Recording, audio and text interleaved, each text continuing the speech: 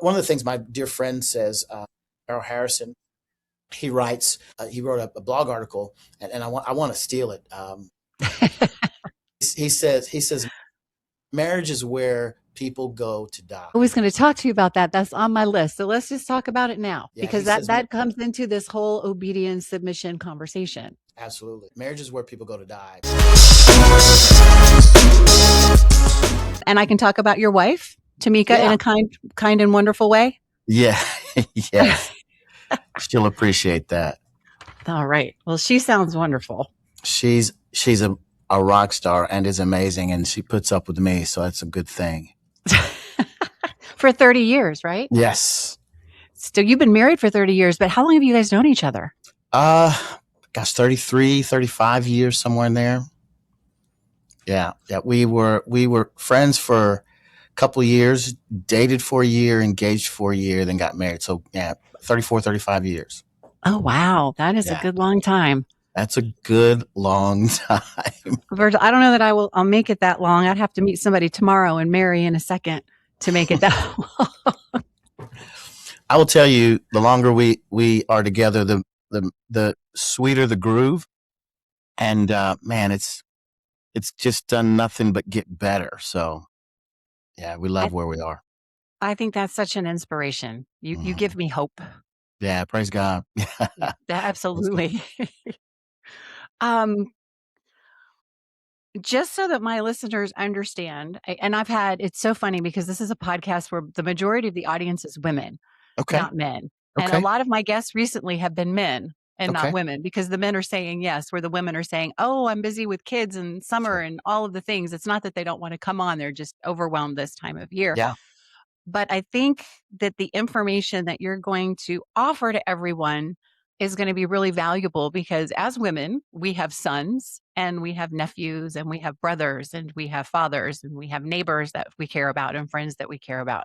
So I think this conversation around men, because that's who you talk to, are young men, I think that's going to be really important. So ladies, don't tune out, because I think this is going to be really important. And I know that when I read your work, I'm always very touched and really inspired. And I always pick up something. And what brought me to you was your essay, The Room in Augusta. That quiet, what was it? Quiet. I forget the name exactly. I had it here, but I don't have it here now. What was the name of that essay? The Quiet Exhaustion? Oh, yeah, that sounds right. I was going back because I looked and read through your through the content that or the email that you sent, and I was like, oh my gosh, I need to go back and find that piece. I write like 3 or 4 times a week, and so I had to go back a little ways, and I don't remember the title of it. I remember the room because I was there, and I remember what took place, and so that's fresh on my mind. But yeah, I'd have to go back and look through my various titles to figure out which one that was. Well, I'm glad that you looked at it, because that's where I wanted to start. I wanted to start in Augusta with that man with this quiet exhaustion, who waited in line until the very end, until the room was empty and you were there. So can you kind of walk everybody through that? What was that like? What's the story there? Yeah, I was asked to speak at a men's event, and it was awesome, wonderful opportunity. I love speaking to, bunch of guys, and there were probably 1,000 or so guys in the room, and all singing, men gathered together, singing full voice, unencumbered by having to impress some woman sitting next to them. So it was just fantastic. It was a great time, a great opportunity, and got up and gave a sermon really targeting men and the struggles, the struggles that we have, the challenges that we have, whether it's passivity, whether it's overengagement in work and not a balance of having our relationship anchored in God, and then, really focused around the flourishing of family. And so hit all of those notes during the sermon, and really felt like coming off the platform, I felt like, man, I deliver what God gave me, right? I never get too high or too low on any particular message. I can beat myself up pretty well, but never, I nailed that. You'll never hear me kind of say that kind of thing. Here's what God gave me. It got delivered. I feel like it was effective, and then I walk off, and then guys come up, and they're always incredibly gracious. Man, hey, thank you for that, or here's what I needed, or what have you. And there was a guy who I kind of noticed he was stepping back, and he caught my eye because he was letting people get in front of him, and guys come up, shake hands, and what have you. And it was obvious he wanted to be one of the last guys in the room. And we were about to head to a big break. It had cleared out, and he kind of reached up and grabbed me and kind of talked to me. Just was saying, "Hey, help me," And I said, "Sure. What's going on?" And his statement was just that, man, he's trying to do everything that he can, and things just are not working. And he's in what respect? Yeah, he and his wife, had been through some struggles, some difficult times, some challenges, areas of maybe personal sin that he had been engaged in, and he's trying to just come back from that. He wants to honor his marriage, wants to honor his wife. He's doing everything that he can to try to shepherd, to lead, to all of these things that he kind of had in his mind. Here's my checklist. I'm going to go through the checklist and do what I need to do in order to make things right. And he said, "I'm just struggling because nothing's working." And I said, "Well, my thought is, what do you mean by working?" And in his mind, his thought was simply reciprocation, right? There's a reciprocal relationship between me functioning at the high level of masculinity and manhood that I had just preached about, and the response that he should experience from his wife, in submission, and her desire for him, even physically, sexually, and the like. And he had none of those things were happening. And so he really wanted to ask, after I listened to your message, I'm hearing all the things that you're saying we need to do. I'm doing all those things. And so he was now what? He was. I mean, as pastors, when we put messages together, we're always challenged to answer the question, "So what?" Right? Mm-hmm. So you've delivered this. So what? What does that mean? What am I to do? And he was asking, "Now what?" Now what? I've done all those things. Now what do I do? And so it was a great opportunity to engage him in conversation, just briefly, while we had a minute. The tone in your writing suggested that he wasn't angry, Yeah. that he was just weary. He was tired. Yes. So what did you hear in that? How Yeah. did that strike you? Yeah, it was. I could tell he was just worn out. He wasn't. I've had the interaction with the person who, after a message comes up and they didn't like what they heard, and so they're challenging. They want to challenge an idea that you have or some theological perspective that they're trying to win an argument on. And I've dealt with those kinds of guys. This wasn't that guy. He was just he's worn out. And he didn't know if there was another answer, right? And so his response to me, was one of just, I could tell, just kind of a giving up. He was just ready to kind of give up. I don't know that meant anything for his relationship. I didn't sense he was on the verge of divorce. He just, I don't know what else to do, and was really looking for an answer. And I didn't know that I had the best answer in the world for him. And it's one thing to prepare for a message, right? Mm-hmm. That I've studied, I've spent, 10, 12, 20 hours working on for an event. It's another thing to get random questions from folks who are dealing with real world issues, and they need a real biblical answer. And so, and I'm, that's definitely when you need the Holy Spirit to bring to your remembrance all of the things that you studied, not even at that time, but throughout your life, that you could bring to the fore and help this individual who's obviously there, looking for an answer. I just, I can picture in my mind him waiting in line and letting people in front and just making sure that he had your complete and total attention towards the end, and didn't have to share his emotions with anyone, his story with anyone other than you. And that, I think, for me, is really a brave act for someone. It really was, which was one of the reasons why, as guest speakers, I'm not his pastor. When you go into a space, I think it's imperative that you go in and you're treated well. You're the quote unquote subject matter expert on whatever issue they brought you in to speak about. And so you can wear that and, get treated very nicely and get ushered off into the green room and, be away from people and all of that and experience all that. And, some guys like that. I don't take myself that seriously. And I know my own, my own life and the sanctification that I need. So when I see a guy like that who's needing something, it's like, okay, let's pause and see what this is about and see if we can help him. And if I can't, or I don't know an answer, I don't fake that either. Hey, I have no clue. I can pray for you and let you go. But I just think it's imperative that, guys who have the opportunity, or ladies who have the opportunity to minister to another sister, think about the time and make the time.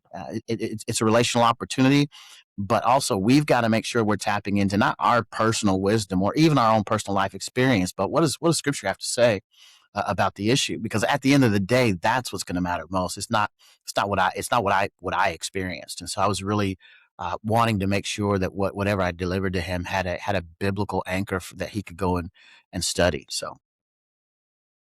Well, I think that that's really generous of you and very fortunate for him that he had someone like you to kind of contemplate and delve deep that way. I think, my experience in popping around different churches, I'm in Northern Colorado, and I've been here for 10 years, and it's taken me 10 years to find what I finally feel like is a church home. Oh, wow. But right? 10 years. Yeah. But it is Northern Colorado. And if you know anything about Northern Colorado, you understand. I do. Yeah. It's challenging. It is. But finding something that is biblically based and not culturally focused has been a real challenge. And so I appreciate that so much. Your background, you started in Nebraska. Yes, ma'am. Right? You grew up in Nebraska. You and then you ended up a teaching pastor in Gilbert, Arizona. Mm-hmm. So how did you go from Nebraska to Arizona? Yeah, well, a little detour. I grew up in Oklahoma. Okay. Born and raised in that space. With parents, all of that. Met my bride there in Tulsa, Oklahoma. We were attending a church there by a guy named Carlton Pearson, and Pearson is a false teacher, heretic. At the time I was there, it was, a lot of prosperity gospel, a lot of charismania, and I don't say that lightly. I'm not against gifts or anything like that, but I will tell you that this place was kind of on the hyper edge of all of that. My wife was a student at Oral Roberts University, if that tells you anything. So that was kind of the milieu that we came out of. And it wouldn't be until I actually moved to Omaha, Nebraska, and became that I really ran into sound doctrine and good teaching, kind of what you mentioned.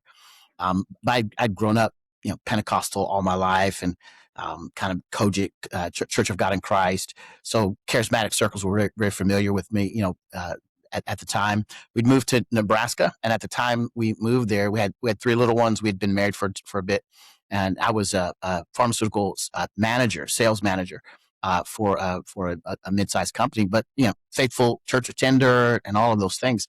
Got a hold of some really sound doctrine and just biblically based.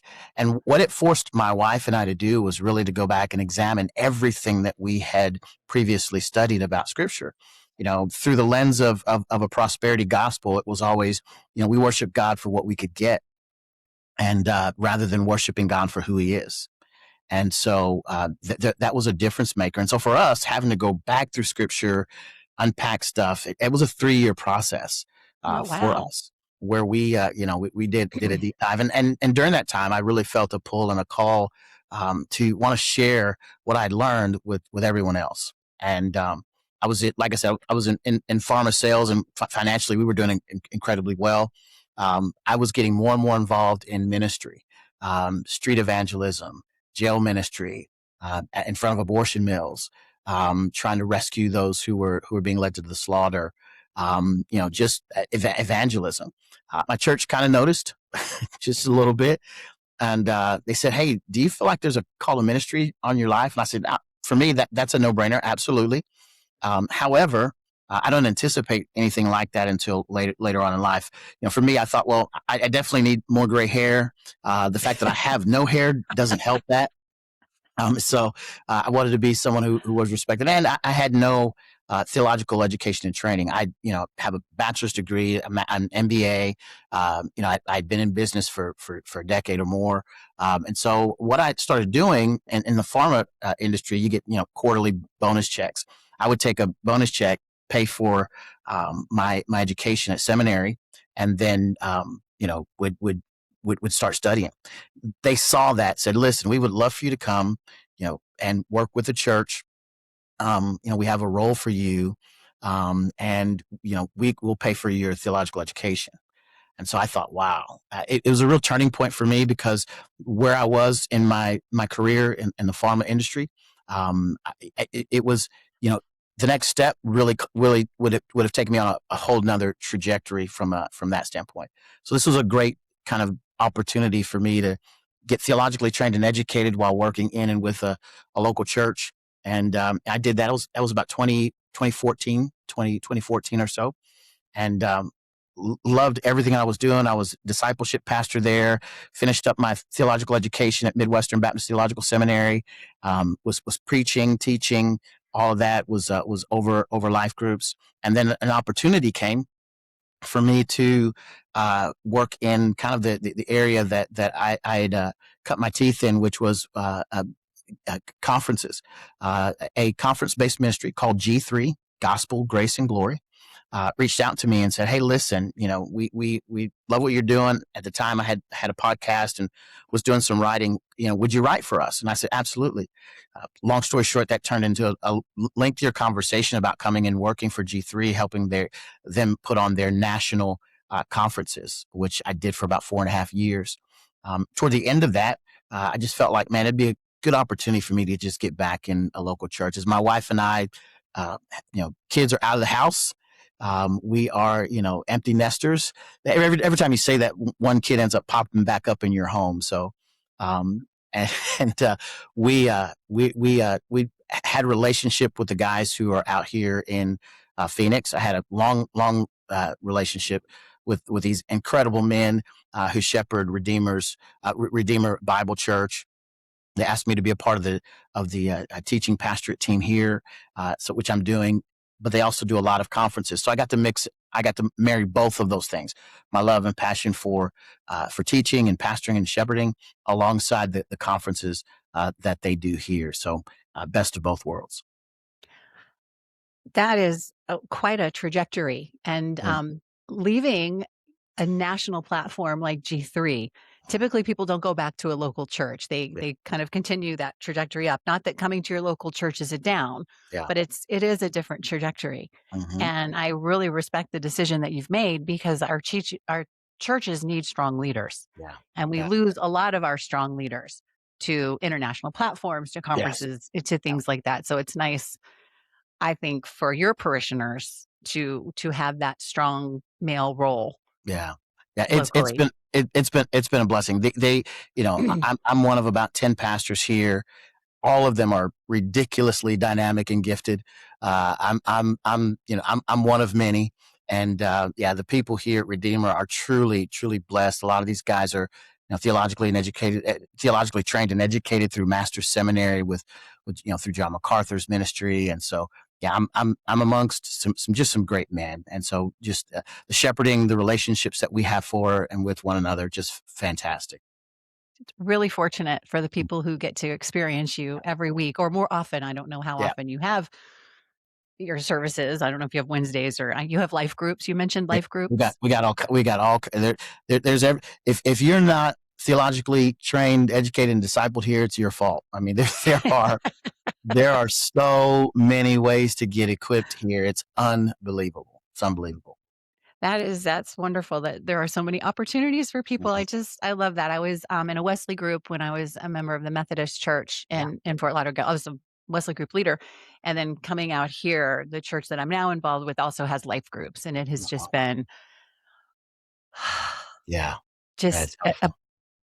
it breathes life into me. Yeah, it does. It does. Absolutely. That's fantastic. Yep. And you had mentioned your wife, married for Yes. 30 years. Yes. So Yes. what does being in a wonderful 30-year marriage teach you that seminary doesn't teach you? Well, a ton, right? How sinful I am for one. And then not the seminary can't teach you that, but no, the beauty of 30 years of marriage, man, I don't take lightly. And I don't know that anyone could have ever told me how much sweeter it gets later in life. And so I'm on that cusp where I watch a lot of my friends get into that, those years where, the kids move out, and then you realize, oh my gosh, it's just the two of us, and you realize the distance that has transpired between the two of you because your whole focus was on little ones, right? Getting them to school, getting them to their events, watching them fall, rise, all of the things that you're doing as it pertains to raising young people, and then teenagers, and then college age, what have you, and then them going out and making it on their own. So your focus is all on them, and it has not been necessarily on the two of you. So when I wrote a piece about when the house gets quiet, and it's just the two of you, and now you've got to revisit all of the reasons why why you fell in love in the first place, and that that's 20 plus years ago, right? 25 years ago, in some respects, if you've got kids spread out. And so, and there was a window where we had to really, kind of look and see where are we and who are we and what are our new rhythms now, right? I'm a go kind of guy, and I had to realize, all of the things that caused her to not notice my going are gone, and so she needs me to slow down, meet her where she is, and invest time and energy and love, and I've got to nurture that relationship, and as challenging as that is for some, especially A-type personalities who are on the go, it has been to my rich benefit to slow down and to notice her, and to figure out where we're going to go have coffee in the morning, for our date morning, what the evening looks like as I wind down from all the things I've got brewing to figure out what she needs. And so that it's been a blessing. I think she's figured out my rhythm, and how I need to kind of work it. And man, it's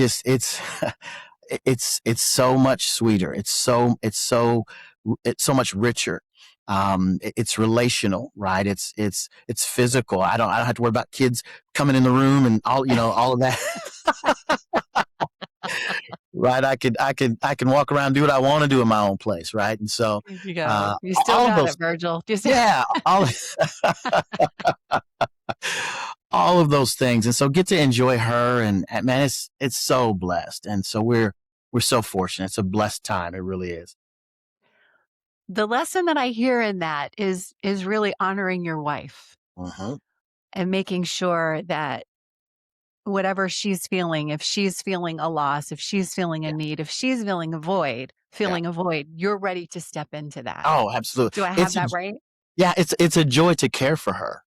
It is a joy for me to care for her. How can I make, her life better, easier? What is that? It's some guys, I guess midlife crisis. I got to get a better car. I got to better this or better that, or some hobby. For me, it's how can what can I do to cause her to shine, to cause her to feel, like she's cared for. And then the benefit of that, and again, I don't do it for the benefit, and we could even talk about that, but and she cares for me. She takes care of me. I come home to a ready meal and a warm embrace, and somebody who wants to hear about my day, or someone who recognizes, oh, he needs about an hour before he's going to talk, and so let me give him the space he needs to, you want the TV, you want music, what do you need? So it's a beautiful rhythmic give and take. Man, it's if you can get to that 30th year, I'm telling you, and I hear from those who are a little bit further ahead than me that it only gets better. So I'm extremely grateful. Well, that is exciting to hear. As I said before, if I get to 30, I'll have to meet somebody tomorrow. That'll It'll put me at 90 when I hit Yeah. that 30. Yeah. Wow. Wow. Listen, you look great, and I wish nothing but that for you. That's for sure. Well, thank you. We'll see what God has in the cards. I've Hmm. not understood all of his cards so far, but they I always get lead me it. somewhere wonderful. So I get it. Yep. Yep. it is a good thing. You recently, last year, almost a year ago, Mhm. officiated your son's wedding. Yeah. Yes. What was that like? It's amazing. As I unpack this conversation with them, realizing how blessed I really am. It was wonderful. It's something to watch your children finally get it. I mean, he was a young man, and relatively young, and so 22, 23, getting married is rare. Average age for young men is in their 30s. They're getting married at 30 and 31. And young ladies aren't far behind at 28. And so I've written about this subject, about the waiting later and later and later. And I educated my kids, homeschooled our kids, catechized them, wanted them to know what the Bible has to say about different things. And, my thought is they're only half listening or not at all. Our journey in that process wasn't perfect. We had the whole rebellious phase and all of those things. But it's truly been a blessing to be on the other side of that and to see him get it, to have him come back and say, Dad, I get why you did what you did and said what you said and wanted us to function in the way that we are. And I found this young lady, and, I love her. And man, I'm telling you, we love her. My wife and I absolutely adore this young lady, and so grateful that he's found someone who's not a feminist, isn't angry at the world, sees it for what it is, and recognizes her role in it, and wants to find a strong man who's a leader that she can submit to. And I'm there to provide some guidance when he gets a little bit heavy on the leading part, and needs to kind of listen a little bit. And so, but man, it's been a blessing. So get to have him ask me to do that, and then to be the one that provided them with some biblical counseling. And that process was can you draw it up better? Like, is there a way to make that better? And then to have them move from Omaha, Nebraska, where they were, where Tamika and I were, to out here in Arizona where we are now, is awesome. I literally thought, if they have kids there in Omaha, I'm going to have to figure out how to buy a house there in Omaha, Nebraska, because my wife is going to want to be there when those grandkids come. And so, to have them here, 30, 40 minutes away, 45 minutes away from us, and then, to be at church with them. And man, it's, how blessed am I, right? I mean, it fills your heart with absolute joy, just to see them. We don't have to do anything or schedule anything. Just having them around, and being able to experience life with them has just been tremendous. Now, I can't imagine living far from my children. They were here in my town, and Hmm. then they moved to Denver. So they're about an hour away now, Okay. both of them, but Yeah. it's only an hour. Yeah. That's So still I close. Yeah. still get to see them. We still get to Yes. have lunch. We still get to Yes. hang out. And Yes. hopefully, Virgil, the grandbabies will be coming. They're both Yes. recent. One's been married for 2 years, and one just got Yes. married in September. And I just say a prayer every day. I bet. I Please, God, bet. bring me some grandchildren. I bet. I bet. Yeah. I bet. That's beautiful. That's beautiful. Well, it sounds like the way you raised your son, you hopefully will help him avoid the gray divorce syndrome that's Yeah. happening in our country. So Yeah. many people, you know, uh, I think you and I are probably close to the same age. Yes. Um, just when their kids do go, and instead of re-eventing that marriage or revisiting what made that marriage so special in the first place, Yes. they just let the marriage go. Yes. And Yeah. I see a lot of this online. I see a lot of it on streaming channels. And it's a topic of a lot of conversation among Gen X is Mm-hmm. this divorce later in life, in 40s and 50s and 60s. Mm-hmm. And then what next? Yes. So to have that person, that companion, and to be able to work through all of that so that you stay together, Yes. I think It's is really huge. inspirational, It's huge. It's huge. Yeah. especially for someone like me.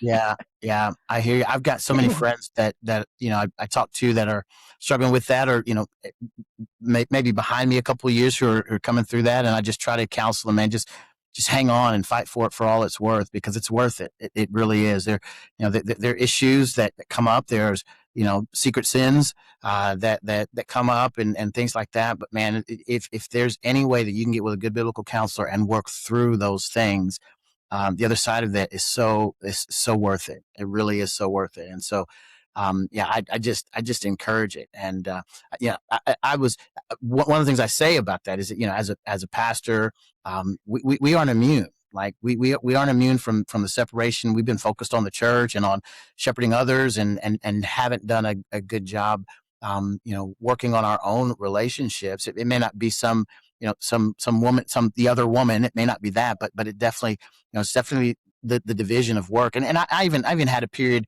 for us early on before I got into the ministry, where I was in pharma sales, and the demands of that were just incredible. And I mentioned the next rung. I knew that where I was in that kind of hierarchy with sales, for me, it was becoming a sales VP. So I was trying to make that happen. One of the things I noted as I was going through that process was most of the sales VPs, especially the men, had gone through at least one divorce. And so there was something got sacrificed along the way. It may not be he was at the strip club, or he was with the other woman, but the other woman was the job, and pouring into that, and that being his identity, which is very, very easy for us as guys to do. I was there, and it nearly cost me. The kids were younger. My wife was felt like a single parent.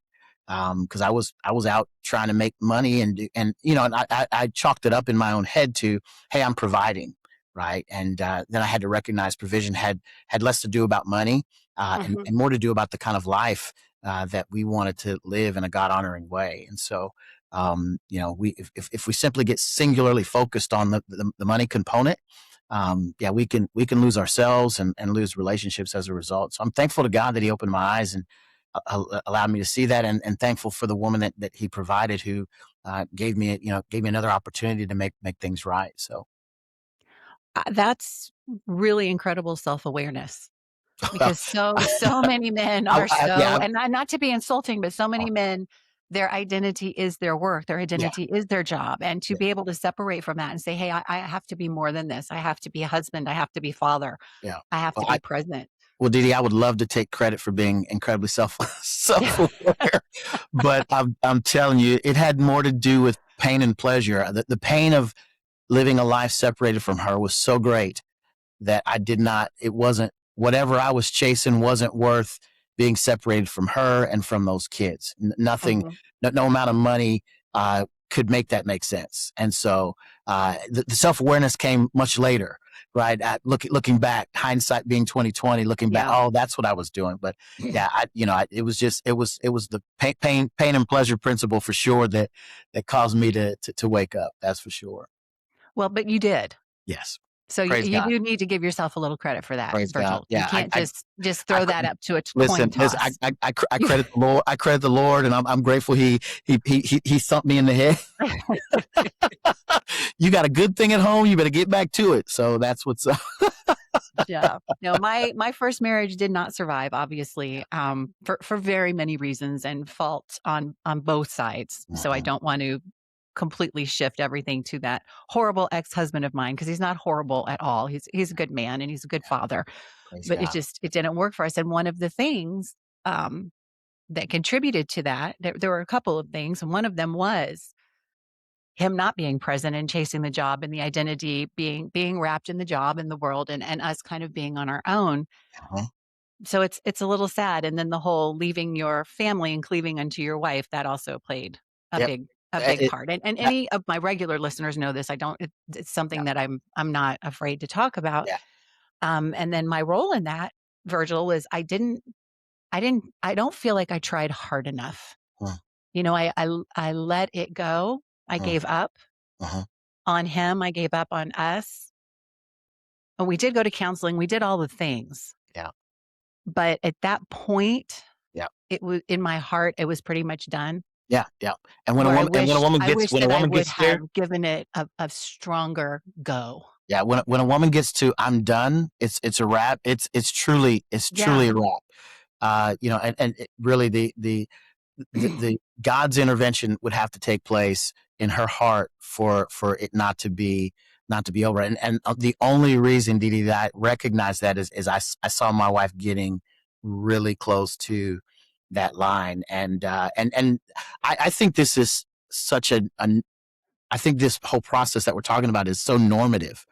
I don't know why we don't talk about it more often in very open and frank ways. I think it's very natural for a man to find accolades at work and identify, hey, I'm going to be the top guy at this. We're always trying to conquer something, and then that leading to other things. Oh, well, they don't appreciate me at home, and so this, so and so appreciates me, or this situation is more appreciative, and going in different directions, and it creating wrecking havoc on your home life. And so, I attribute my turnaround to God's grace and mercy in my life. Nothing that I did, because everything that I was doing was leading itself to ending in divorce. And so I'm just grateful that by His grace, He managed to grab my heart and help me to see what I needed to see and get back to what was important. And a wife who who didn't say it's over, it's done, and who wanted to work it out. But it's very common. Sadly, Yes. it's very common. But again, you being open to that and open to making that shift. Yep.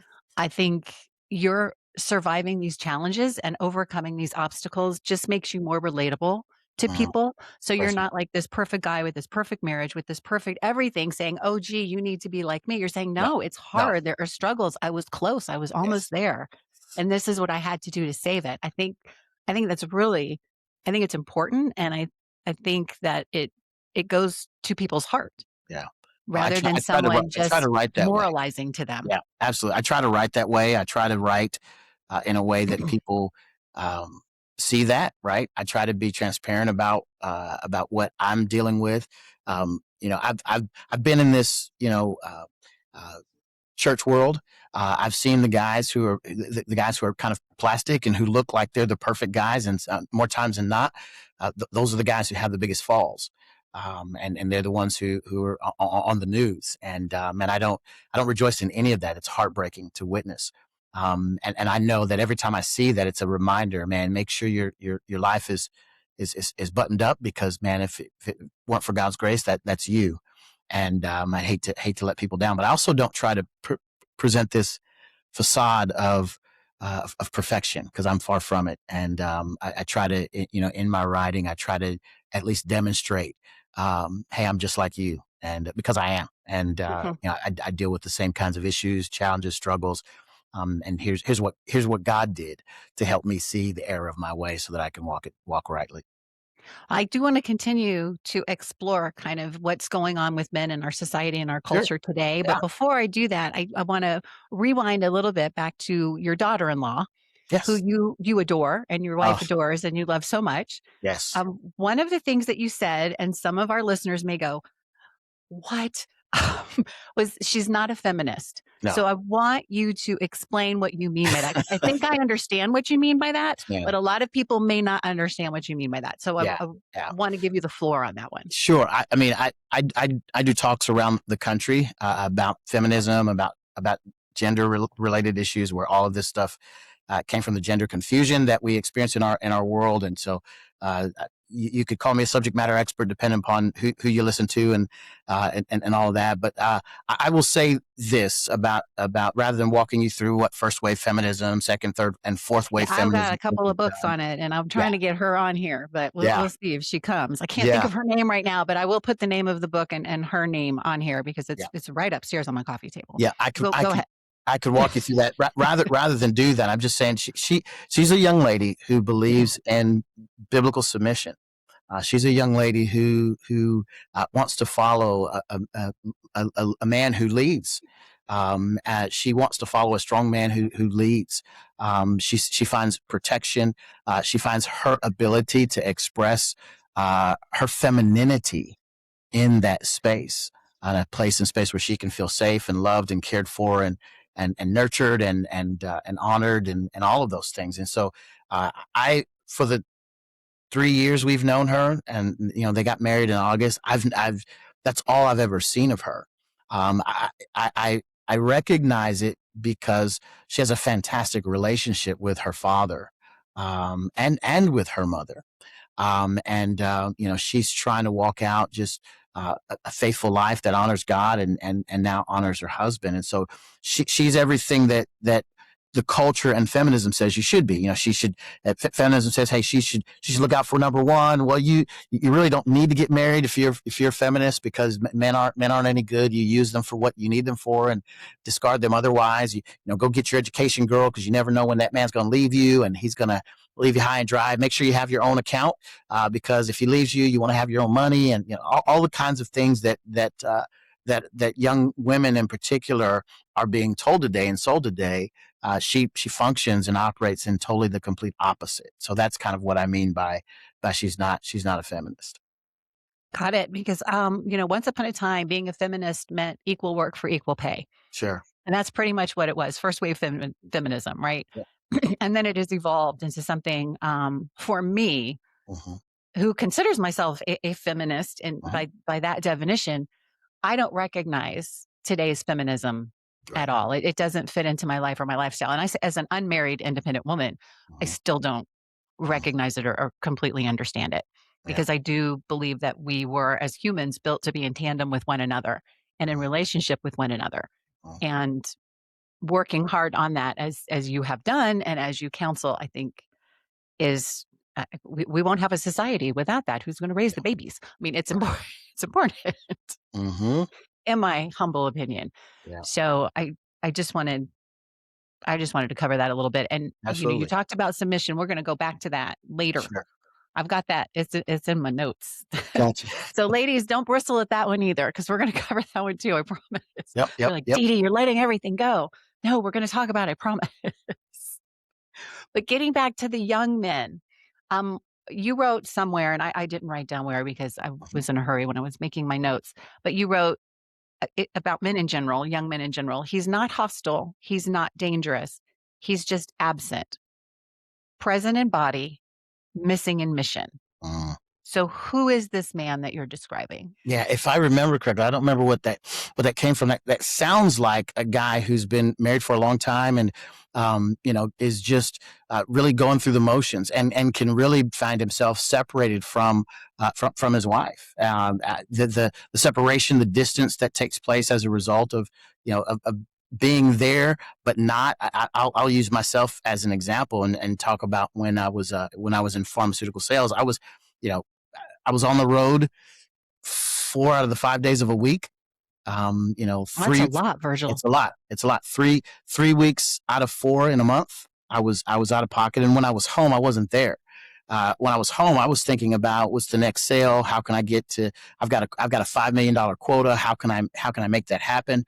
I've got to go train this person, that person. So mentally, while I was physically home, I was mentally preparing for the very next outing. And so wasn't really, we'd go to, we go to church, check in, check out. We go to Sunday lunch, check in, check out. I'd hear a few things, but was never really present to experience, her needs, her challenges, the issues. I spent more time listening to a sales rep who I was coaching, trying to identify the particular issue that they had so that I could fix something in them. I did that way more, spent more time doing that than I ever did at home with my wife. And so, that doing that year after year after year after year and stacking time, and then looking back and, at the point at which that woman is saying, "Oh, I'm done with this." I'm looking back like, what are you talking about? Done with what? Like we're at a loss for why there's even a problem, right? Because we're just clueless. And so that's I think that's that statement sounds like something I would have inserted into that context. So men can separate for a lot of reasons, right? They can separate for work, being on the road, being gone. They can separate because of addiction. Mhm. They, whether it's a porn addiction or a video game addiction, or alcohol, a substance abuse, they can separate for many reasons. And Uh-huh. you draw a line between laziness and addiction, Uh-huh. right? Yes. All the distractions. So where does passivity end and where does something more serious begin in that context? Yeah. Well, it can really, it's not, I wish it were this very clear, distinct line. Like, okay, you're being passive and here's that line. I think you raised the issue with pornography. That's a passive pastime, right? It's not. I don't have to think. I get gratification from a visual standpoint with what I'm seeing. It doesn't require a lot. It doesn't require a relational equity. It doesn't require and until it does. Until I think that's the point at which it goes into from looking to doing, and very rarely do men who engage in that habitually, regularly, consistently not begin to look for something in real life to advance the ideas there. So I think it's they're probably more concentric circles, right? That overlap. So there's Mm-hmm. not definitive. Oh, here's the line, they just crossed it, or here's the line, they just crossed it. It can start with the lust of your eyes, I live in Arizona where it's hot, and more times of the year than not. It's a process to train your eyes to avert your eyes toward the women who have no no thought about modesty, no thought about about presenting themselves in any kind of a God honoring way. And again, many of them don't want to honor God, so that's why they do that. They're attention seeking, and so but learning that process, even in that, so that you don't get to the next step where you're looking online for some image, or you're and then you're addicted in that space to the point where you're then seeking out oh, let me go find that scantily clad woman so I can have a conversation and see where that can go. Way before that, you're checking it and thinking about those things so that you never enter that space. And that's a real world issue. And I know women hate to hear about modesty as much as they hate to hear about submission. But it's something that a lot of men deal with. I was on a platform, and I don't remember if it was if I said this in Augusta or somewhere. I was really trying to challenge the men, and just say to them, the whole visual stimulation thing, it's very real for men, in ways that I don't think women will ever really fully appreciate. And so as a result, I tell them that rage in you, that desire in you, that visual stimulation in you is like a lion that you have got to learn to tame. And by taming, what I mean is, you can't feed it. You can't feed it, and you've got to starve it to death. And once you do that and are able to do that, and then get God's perspective on it, you really begin to feel almost sorry for women who seek out that overt attention. You're not drawn to that. You're like, man, I feel really sad that no one cared enough for this young lady to say to her, baby girl, you don't need to do that. Like, you're beautiful. No one needs to see all your body parts, like, Right. at the restaurant. They really don't. Like, so once you move into that space, which is where I function most of the time. I still, I'll be honest, as a man, I still, I don't trust that. I don't go, oh, I can, I'm good. I don't have to worry about, it's something for the rest of our lives. We'll constantly stay on top of and monitor and track so that we're functioning in the best way possible. Well, it's innate, right? It's a natural response. So it's not something you can just there's no switch to turn on or off. I remember my pastor who went on to be a bishop, Dick Wills, with the Methodist Church. He was fantastic and I miss him every day. He was like my surrogate dad. Oh, He preached a sermon once about, the difference between a glance and lust and sin and these things. And he's so funny because he always has props or some kind of visual. He didn't have props for this one, but he did have a demonstration. And he said, if you see a pretty woman, scantily clad, whatever, walk by and you do this, that's okay. mm-hmm. That's a normal human Right, response. right. But if you do this, Mm-hmm. that's a problem. It's a problem. And That's a that has problem. never left me. And that was probably 30 years ago, Yeah, Virgil, that's that great. sermon. That's And great. it never, ever has lost me. Yep, that's great. That's great. I like that. You talk about an ambition deficit.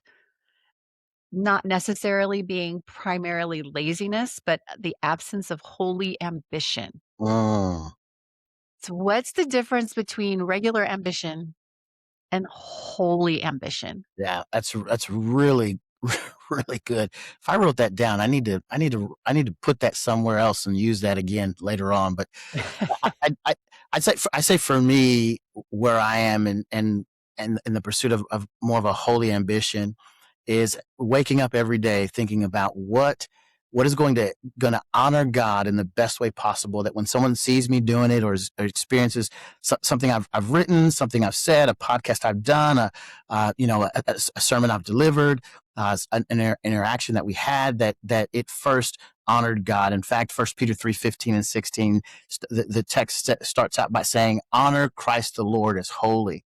And then it says, always be prepared to give a defense or give an answer for the reason for the hope that you have in Christ. And then it tells you how to do it.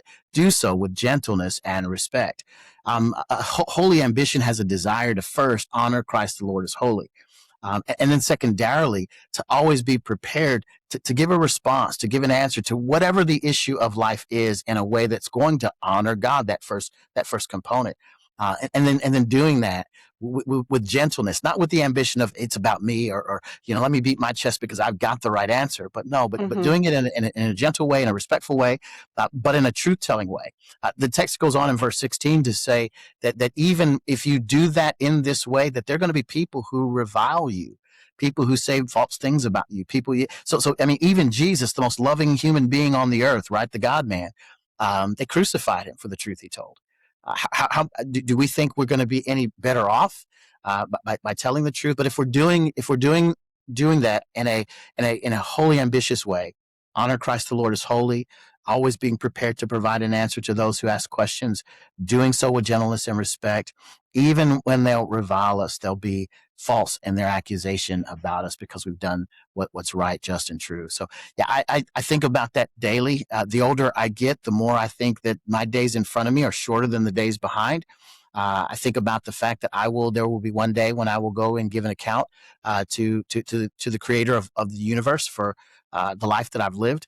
And so there's a holy ambition about getting that right. There's a passionate disposition about doing things that will honor him in a way that will be beneficial to myself, to others, and to God. So, I think that's a great summary of First Peter. uh-huh, I don't know that people always read it as kind of a manual, uh-huh, as a lesson in that way. yep, That's the first time I had heard it presented that way. mm, So that's really it's interesting, and I think it's appropriate. praise God. Yeah, I like that, and I love the phrase "holy ambition." I'm gonna hold that one. Yeah, yeah. I wrote that, I'm sure, but I've got to write that. I got to mark that. I got to put a bookmark on that one. I'll have to pick that out again at some point. So absolutely. Well, a lot of things you talk about with young men, you talk about fatherlessness Uh-huh. a lot. I mean, 85% of our youth that are in prisons grew Uh-huh. up without a father. Yep. 63% of male youth suicides are from fatherless homes. Yep. So, where is the church's responsibility here when it Yeah. comes to fatherlessness? And I know this is kind of a mantle for you. This is Uh-huh. something you carry all of the time, is talking about fatherlessness. Yeah. Yeah. I engage this topic often in the podcast that I do. I do a weekly podcast with Jason Whitlock with Blaze Media, and we're constantly talking about it. His primary topic and subject deals with the Black community, and so when you have it within the Black community in particular, you have a 70% single mother birth rate. You have all of those kids who are growing up without dads. You shouldn't be shocked or surprised by the chaos that you see ensuing. Right now, we're witnessing it in the way of these kind of team takeovers that are happening. We had one in New Jersey. We've got them Mhm. in South Carolina and North Carolina and in Florida. They're not playing in Florida. They're locking these kids up in Florida and Houston, all over the country. These are fatherless kids. These are kids who don't have a dad at home. Who have a mother who's probably too busy to monitor what's transpiring with their children. we know all the statistics: higher rates of violence with fatherless homes, higher rates of sexual promiscuity, especially for girls in fatherless homes, criminality, low test scores, Lower rates incomes. lower incomes. It was going to say poverty rates. So the statistics are out on all of that, and it's not a surprise by any stretch of the imagination. So I'm always talking about those things, that they're important, especially in Black communities. My message is primarily, of all the things that are affecting you, the thing that we cry loud about is white racism, and white racism. If we listed out a top 100 things that negatively impact the Black community, white racism wouldn't even make the top 100. There's so many things that we need to address before we ever got to some racist aspect that it bears not even mentioning until there's reality to it. So I spent a lot of time talking about those things. The question was, what does the church? What kind of role does the church have? It's imperative. When you look at the institutions that God created, right? The first one was marriage, right? Husband and wife, and then out of that comes children. And then God Himself had the great idea of ensuring that the church would be instituted, right, on the basis of what Christ did and His coming, His life, His death, His burial and resurrection. Those are the institutions that should be shaping culture. Family, marriage, family, and church should all be having an impact on the rest of society and culture. And when you have the family breakdown, right, and the church is silent in a lot of respects, or at least complicit in not stepping up and saying, "Hey, men, you have a role and a responsibility not to impregnate a woman that you're not marrying." If they're not willing to say that, standing in those spaces, there's definitely a missed opportunity that will have a larger impact on the rest of society.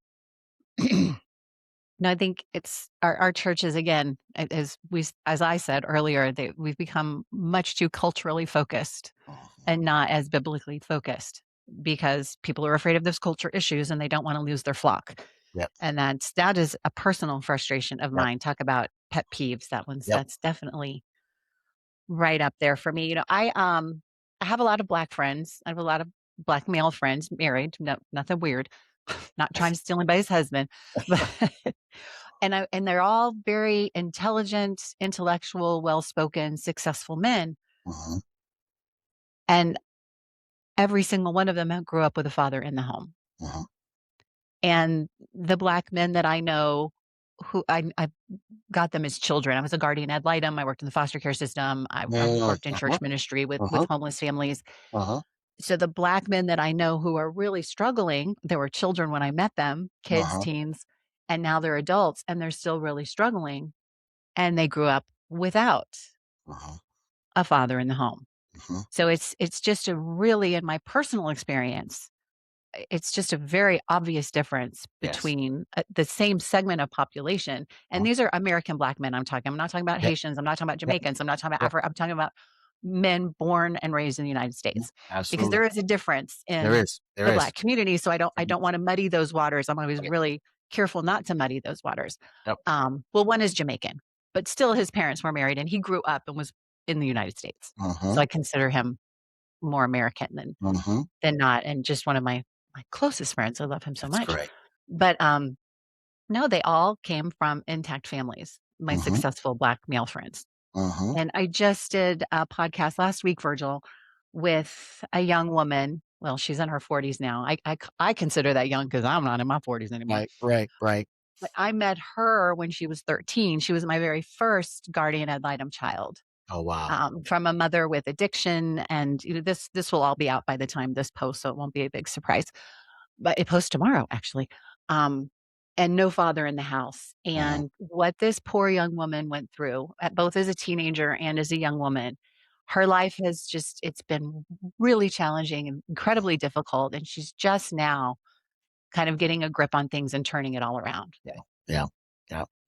And a lot of that requires the support of others, right? Whether it's family, other family members, or those who step in as adults to say, "Hey, we love you, we care for you, we're here to help you, we're coming alongside you." And in my estimation, the church should be ready for that kind of embrace. Absolutely, and that's what the church is for, right? Bring me your meek, your humble, your poor. Yep. bring them. Yep. And we gotta take care of them. They can't Yep. just come. There's that next step, right? We Absolutely. have to Absolutely. take care of them. Um, Back to our man in Augusta, our Okay. quietly exhausted man. Yes. And this was directly from your essay. Okay. This is what you told him was you obey Christ even when obedience feels lonely, Mm-hmm. even when leadership is misunderstood, Mm-hmm. and even when the effort towards holiness seems invisible. Yes. That is a really hard answer to give to a tired man. Yep. So, h- how were you able to give that? And how, I know we talked about it a little bit, but Yep. specifically these words, how were you able to reach for that in this weariness? And how did he receive that? Yeah. It wasn't difficult for me to deliver. And I shared with him at the same time that the answer is simple. The answer is simple. The process is not easy, right? The answer is simple. The Bible tells us, it gives us the instruction. That doesn't mean it's easy to do. It means it's possible to do, but it doesn't mean it's easy. And by that, what I mean is that he's going to feel all the same emotional exhaustion. He's going to feel some of the same, disrespect. Whatever words that he would wrap around what he's feeling. But at the end of the day, what matters most is for him to take his eyes off of his wife as savior, and to put his eyes on Christ, who is a sufficient Savior, who will provide him the peace. Scripture says that I will keep you in perfect peace when your eyes are stayed on me. Uh, if you attend to what Scripture has to say, God will give you the peace of heart, the peace of mind, the joy and functioning in a way that honors Him. And if he gets blowback from his wife, he can see that for what it is. It's an attack, absolutely. But she's not the enemy, right? She's not his enemy. And if he did think she was an enemy, Scripture informs him that he's to love his enemies and pray for his enemies. So he's going, regardless, he's gonna have to love her. But the decision to marry her was a choice that he made. And as a result, it's a till death do we part. If we're going to honor the covenant that God has set, and has intended marriage to be, we're gonna stay in it. We're gonna stick to it, and for him to trust that the same God who's transforming his heart is well able to transform her heart, and to pray, as he prays for her, as he lovingly humbles himself before the mighty hand of God, function in a way that that he should. Man, God, God's true to His word. He's gonna honor that marriage. You talk about faithlessness, a man's faithlessness. It isn't measured by how quickly others respond to his Yes. leadership, but it's measured by whether he continues to obey Yes. when obedience becomes costly. And I think for Yes. women who have heard the submit word, that this is really important, because we are going to talk about submit and what that means, what that boils down to. But women aren't the only ones who have been given a mandate. I mean, men have as well. Yes. So, Yes. what do you mean by costly obedience? What does that look like in a marriage? Yeah. It's painful. It's hard. Why? Because you're a sinful individual who wants to be appreciated and loved and focused and cherished and all of those things. And we look to get that fulfillment in and another sinful human being, uh, who is not always able to identify your needs. And so as a woman, you've got to learn that your submission is unto God, first, and primarily. And that as a result of that true submission, and when God calls you to submit to your husband, you're doing so with joyful obedience, that you're doing so in a way that truly honors God and honors your husband. And that you find the joy in that. You have to be able to find that place of joy. It's not easy. It's difficult. And what you've got to find peace in is what I wrote there is the faithfulness in that. You can't, it can't be, well, I'm doing this so he'll do X. I'm doing this so he'll do Y. I'm doing this so that I can get, this from him. You've got to find the joy in doing it because you know that at the end of the day, it honors God, and that's the most important relationship that needs and requires honoring. And so from that will flow everything else. I talked about my son, and my goal in engaging him as he's navigating, what it means to be a husband and eventually a dad, is to recognize, that he's got a role and responsibility. She's got a role and responsibility, and that as she humbly submits to God and then to his leadership, he has an even larger role to shepherd that well. Like, it's not just her submission. Like, that's a big deal for a woman to humble herself, to serve her husband, to serve her family. He needs to recognize how much more important his role in leading that whole process actually is. And it's very innate for most men, and definitely men who know and love and want to honor God, to recognize a woman's submission as her femininity that he has every desire to protect. You want to see him bow up all the more. You want to see him, get to where he's Papa Bear, and he's got his family. Be around a submitted wife, a wife who humbly serves him and has done so. It will be my role, my task to ensure that he sees that and appreciates that. So the bumps and the bruises and all the head knocking that I did, he won't have to do. One of the things my dear friend says, Darryl Harrison, he writes, he wrote a blog article, and I want to steal it. He says, he says, marriage is where people go to die. I was going to talk to you about that. That's on my list. So let's just talk about it now. Yeah, because he says that comes into this whole obedience submission conversation. Absolutely. Marriage is where people go to die, and what he means by that is simply the idea that it's a die to self. It's a die to self-preservation. It's a die. And I'm not speaking about people putting themselves in physically harmful spaces and places. I'm not talking about that at all. I think any woman who finds herself in that position should immediately find safety, for sure.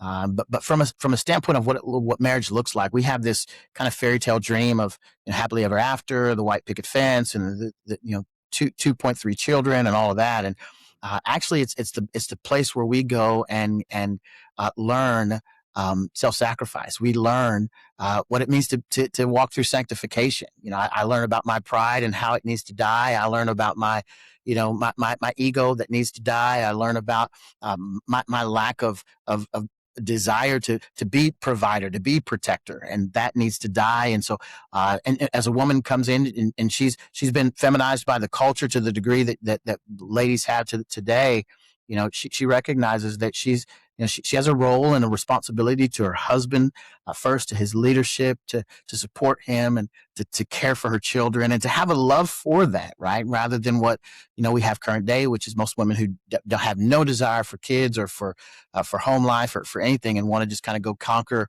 the world in the same way that men do.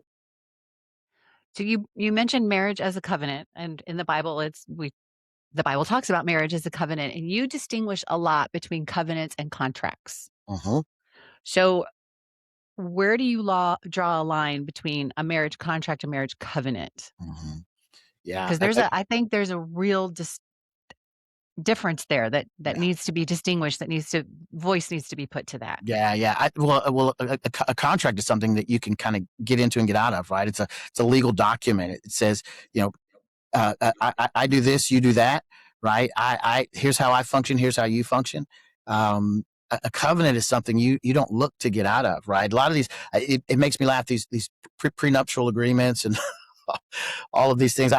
I'm so poor. No one, my wife could take all of mine and still wouldn't have anything. So so I don't have to worry about those things. But when you're looking at marriage as a contract, you put together prenuptial agreements. If I change, if I move, if this happens, then here's where this goes and here's where that goes. And all of those kinds of things. And it makes sense to the world that we live in because half of marriages end in divorce. And so you anticipate, here's what's going to happen. Here's how this is going to happen. And here's how I'm going to respond to it. My wife and I, as coming from a position of covenant, never talk about divorce or who's getting divorced or, she definitely thought of leaving. She well, you probably fix that. You fix that. Yes. She definitely thought about leaving.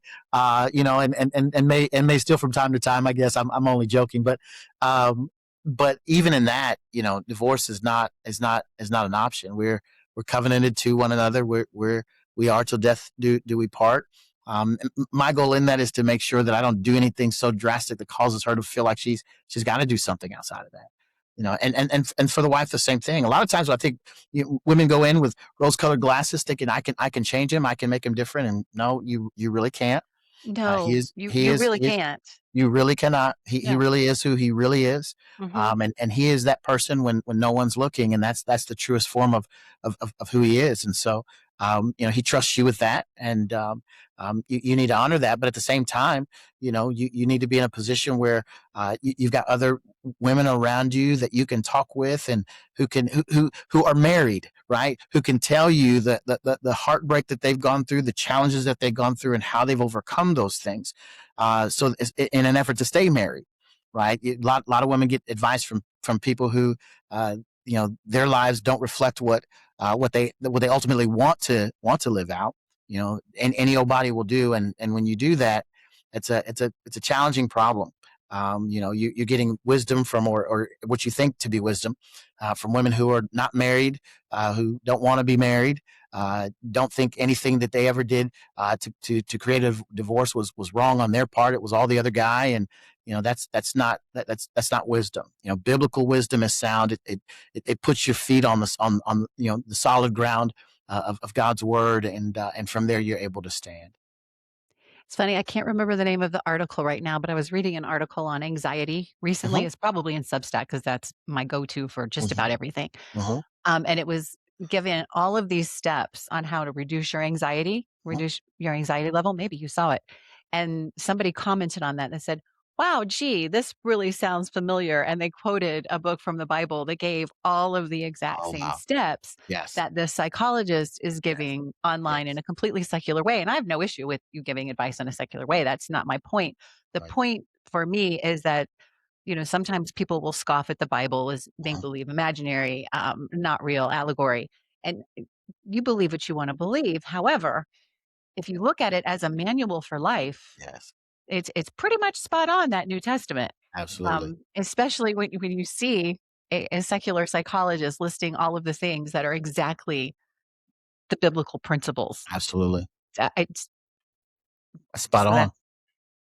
Kind of where I sit on that. It's great. You had talked about being married and that covenant that you are in with your wife. So divorce isn't really an option anymore. But and you had talked about this earlier, that the longer you're married, the sweeter it gets, that it grows and it blossoms and it just becomes more and more. And I think you answered this earlier, so we don't have to beat it with a stick or anything, but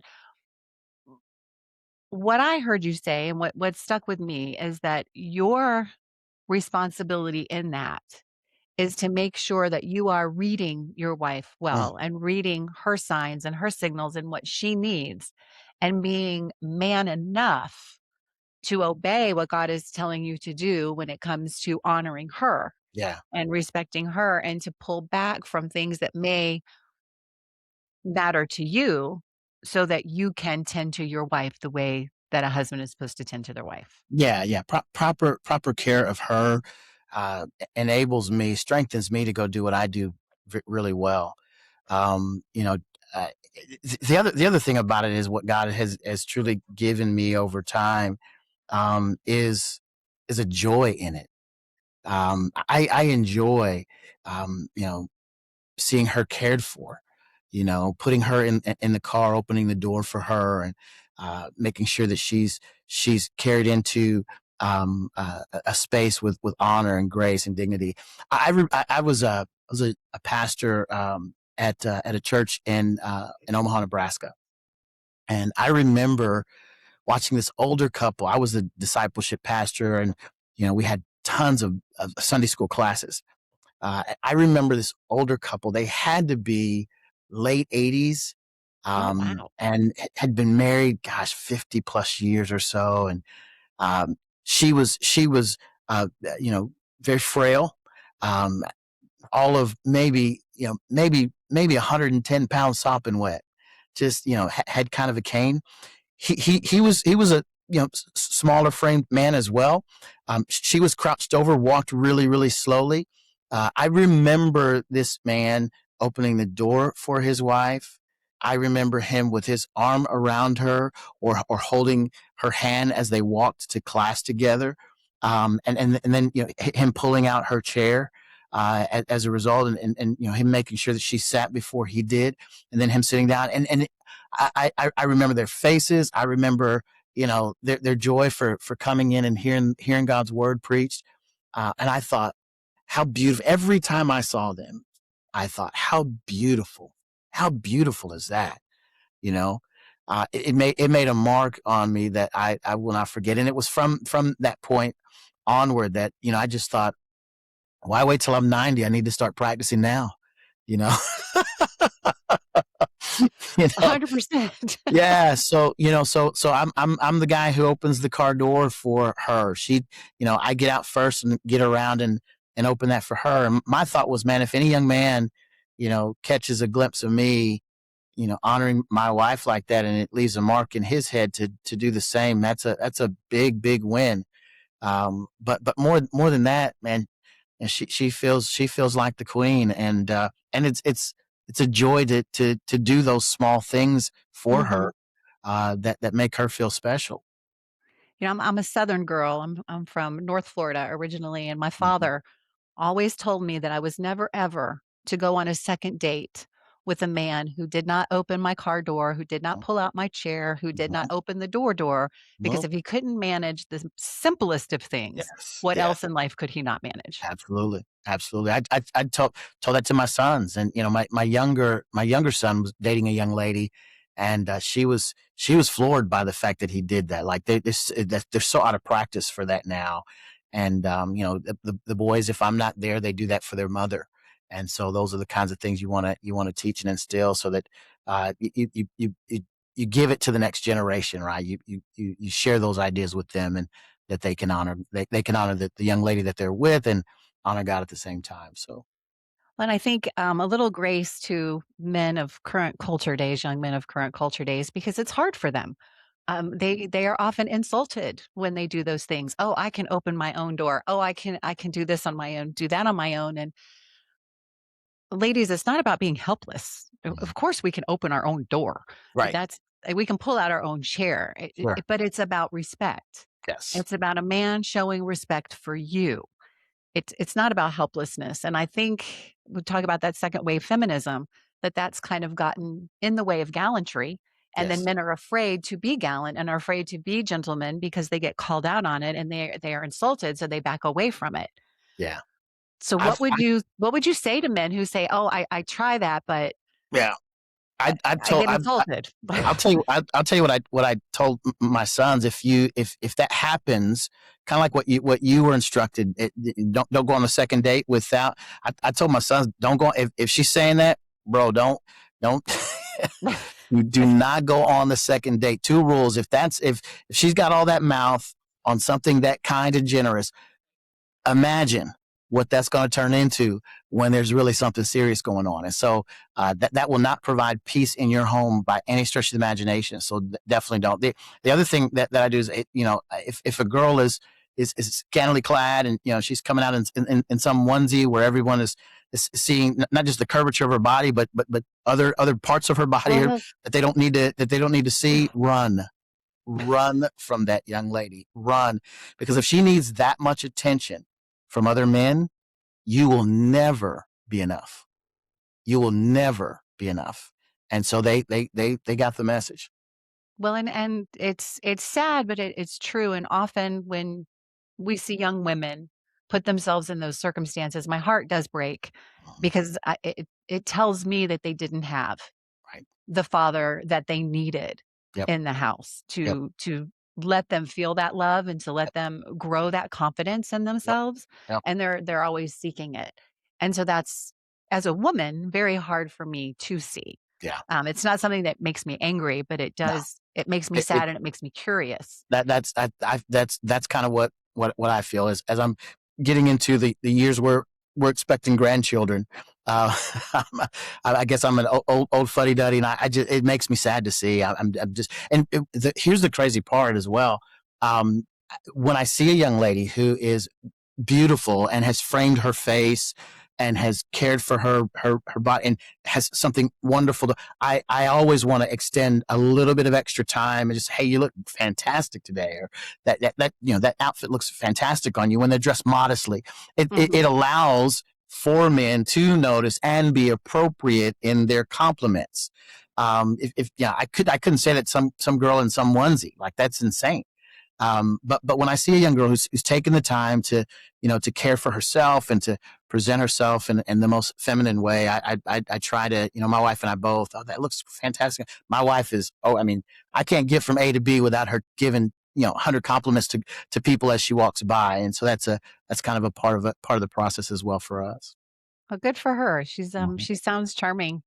If I ever Yes, make it she's to amazing. Arizona, I'm gonna have to bust into your church. I'm telling you, Listen you, to a you sermon and meet your wife. you'd be definitely welcome. And once you met her, you would forget who I was for sure. I can promise. That's the gift of a pastor's wife, I think. Absolutely. Absolutely. So, we had talked about gray divorce a little bit earlier, and you had mentioned, and I believe statistics back this up, that divorce rates among Christians, among churchgoers, are really no different Uh-huh. than divorce rates among non-Christians, non-churchgoers. And we talked about kind of the church, what they needed to do to help men and failing men without fathers. Uh-huh. What are we doing, Virgil, as a church to discourage Uh-huh. gray divorce? And like you, if there's a woman out there who is in a horrendous situation and is being abused, and nobody is saying to stay in that. Please, No. please, please do not misunderstand. Yeah. Nobody wants you in an abusive relationship. We're just talking about regular old marriage stuff here. Mhm. Absolutely. Absolutely.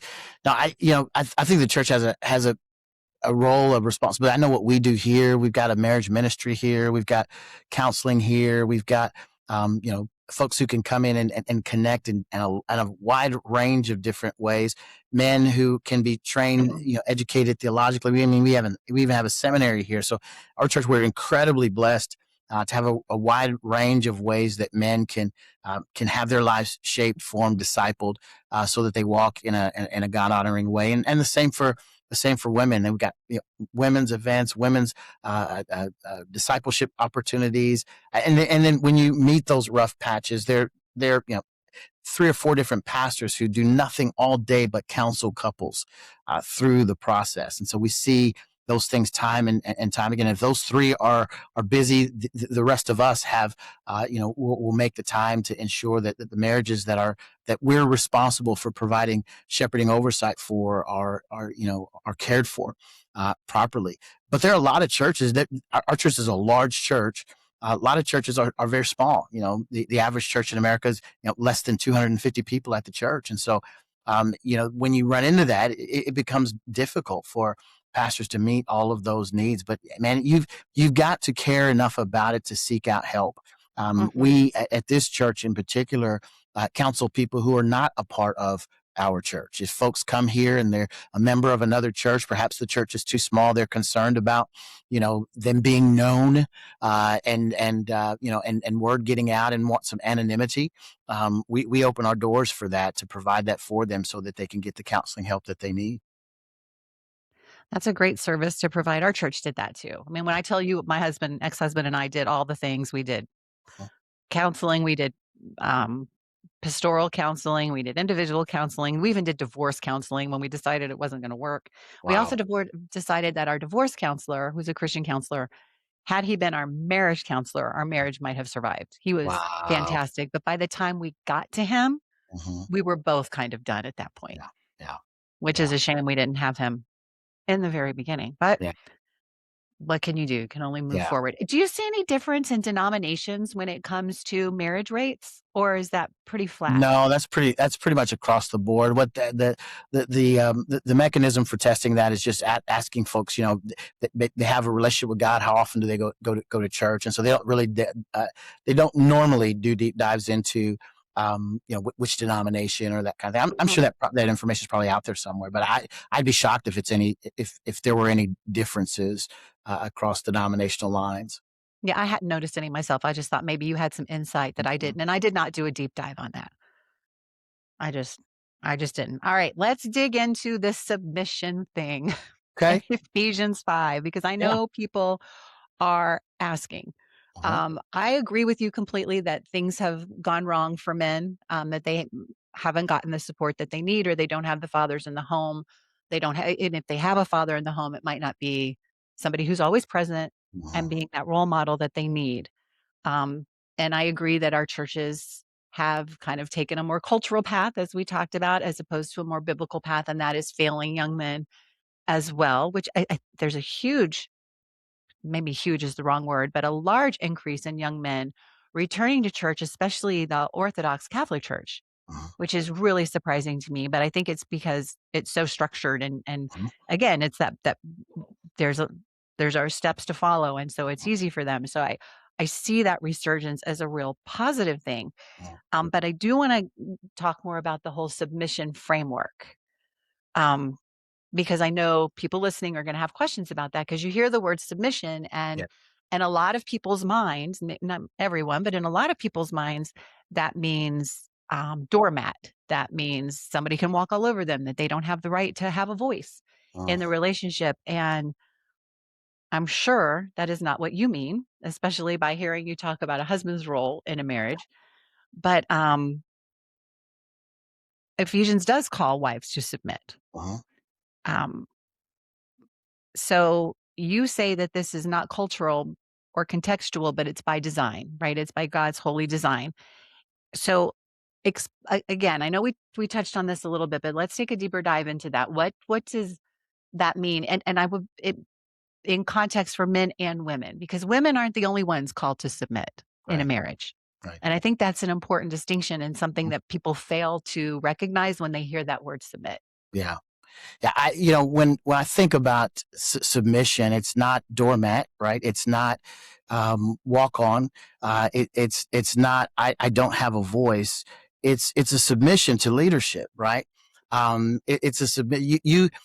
One of the things I try to do in premarital counseling uh, is I try to tell women, listen, the decision that you've made to marry a man is a big one. I don't know what's going on in your head. I don't know if you've got these, you know, dreams of the white dress or, you know, whatever you were dreaming about when you were, you know, second grade, um, the magic carpet. Right? I don't know, but here's what I can tell you.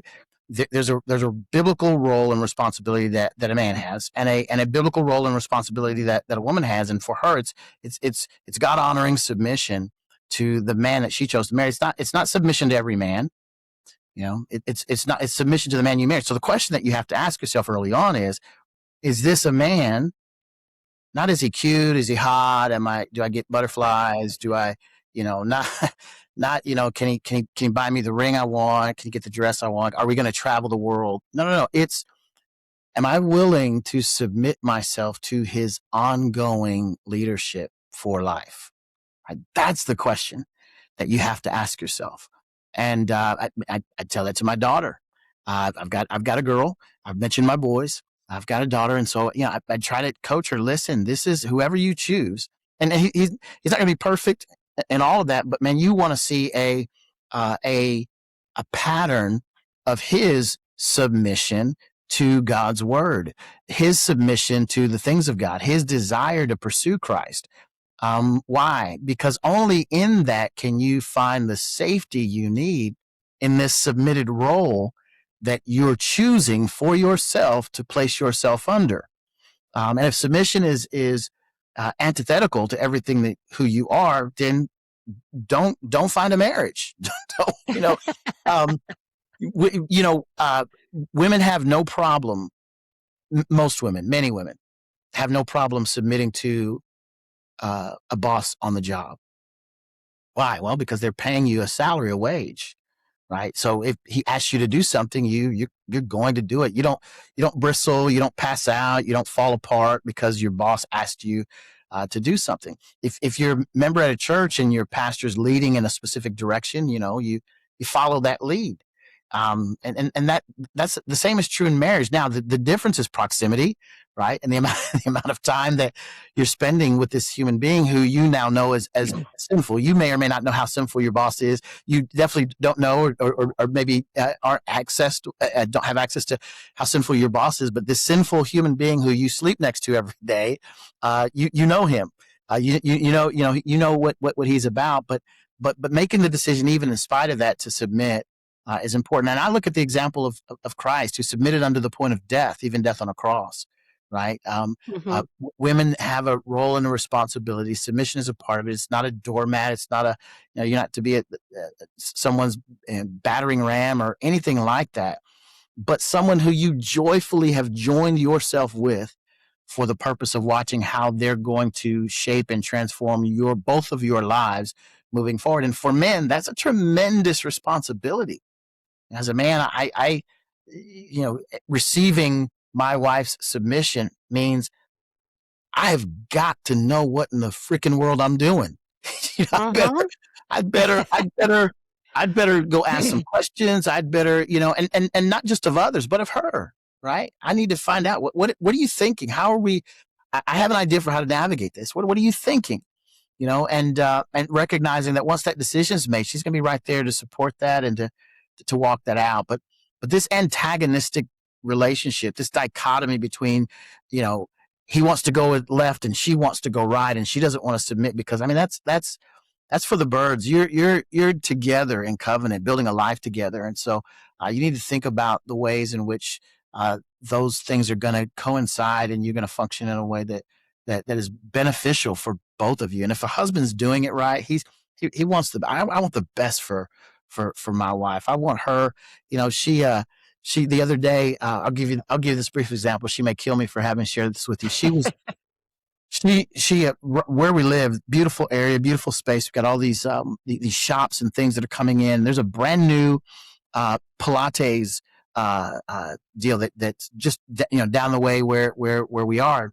And she'd been telling me, hey, I think I want to try that out. And she knows I'm tight on our budget. I'm trying to make all this stuff work. And as a husband who wants my wife to experience joy, I wanted to figure out financially how I could make this thing happen. And so I'd been working the weekend to try to figure out, okay, I got this. Okay, I pay this off. I got that. Okay, okay. I made it work. Went down and asked the owners of the shop, hey, was a membership run? What is this? Da, da, da, da. And so went back to her, took her out, and I said, hey, listen, I know you've been talking about that Pilates place, and so I think I can make that happen. She said, you can?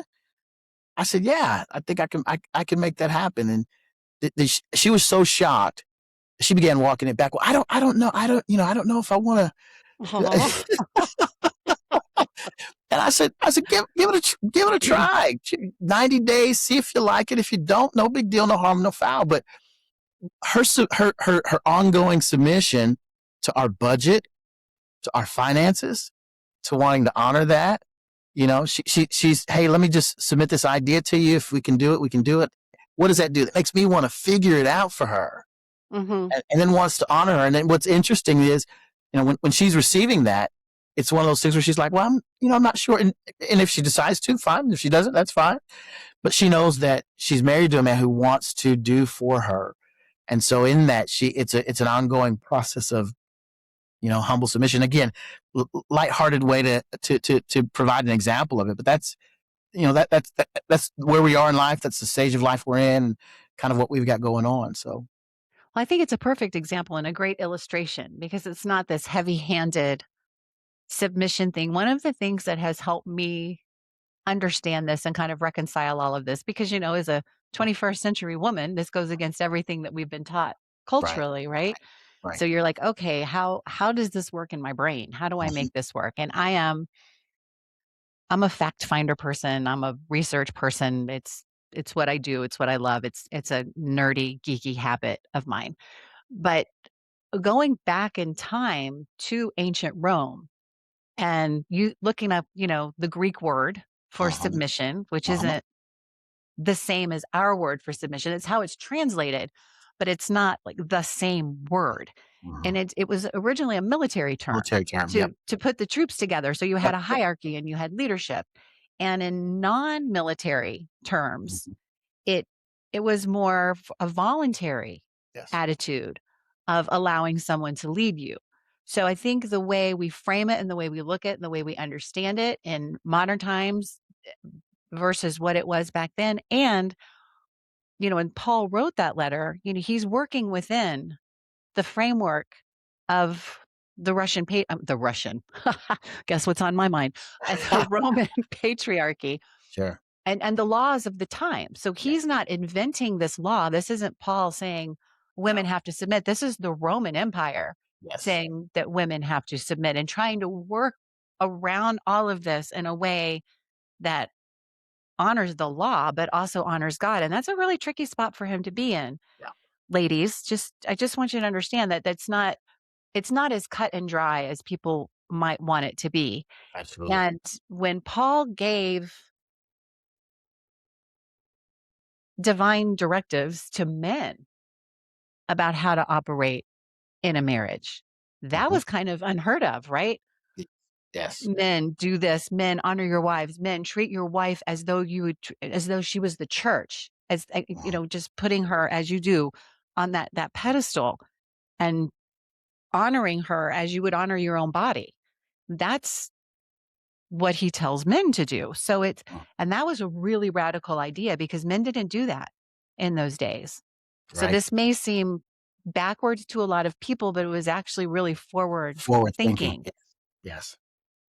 Absolutely was. So Absolutely was. do I have that You're right, or spot. am I You're on or off nope. base with that, Virgil?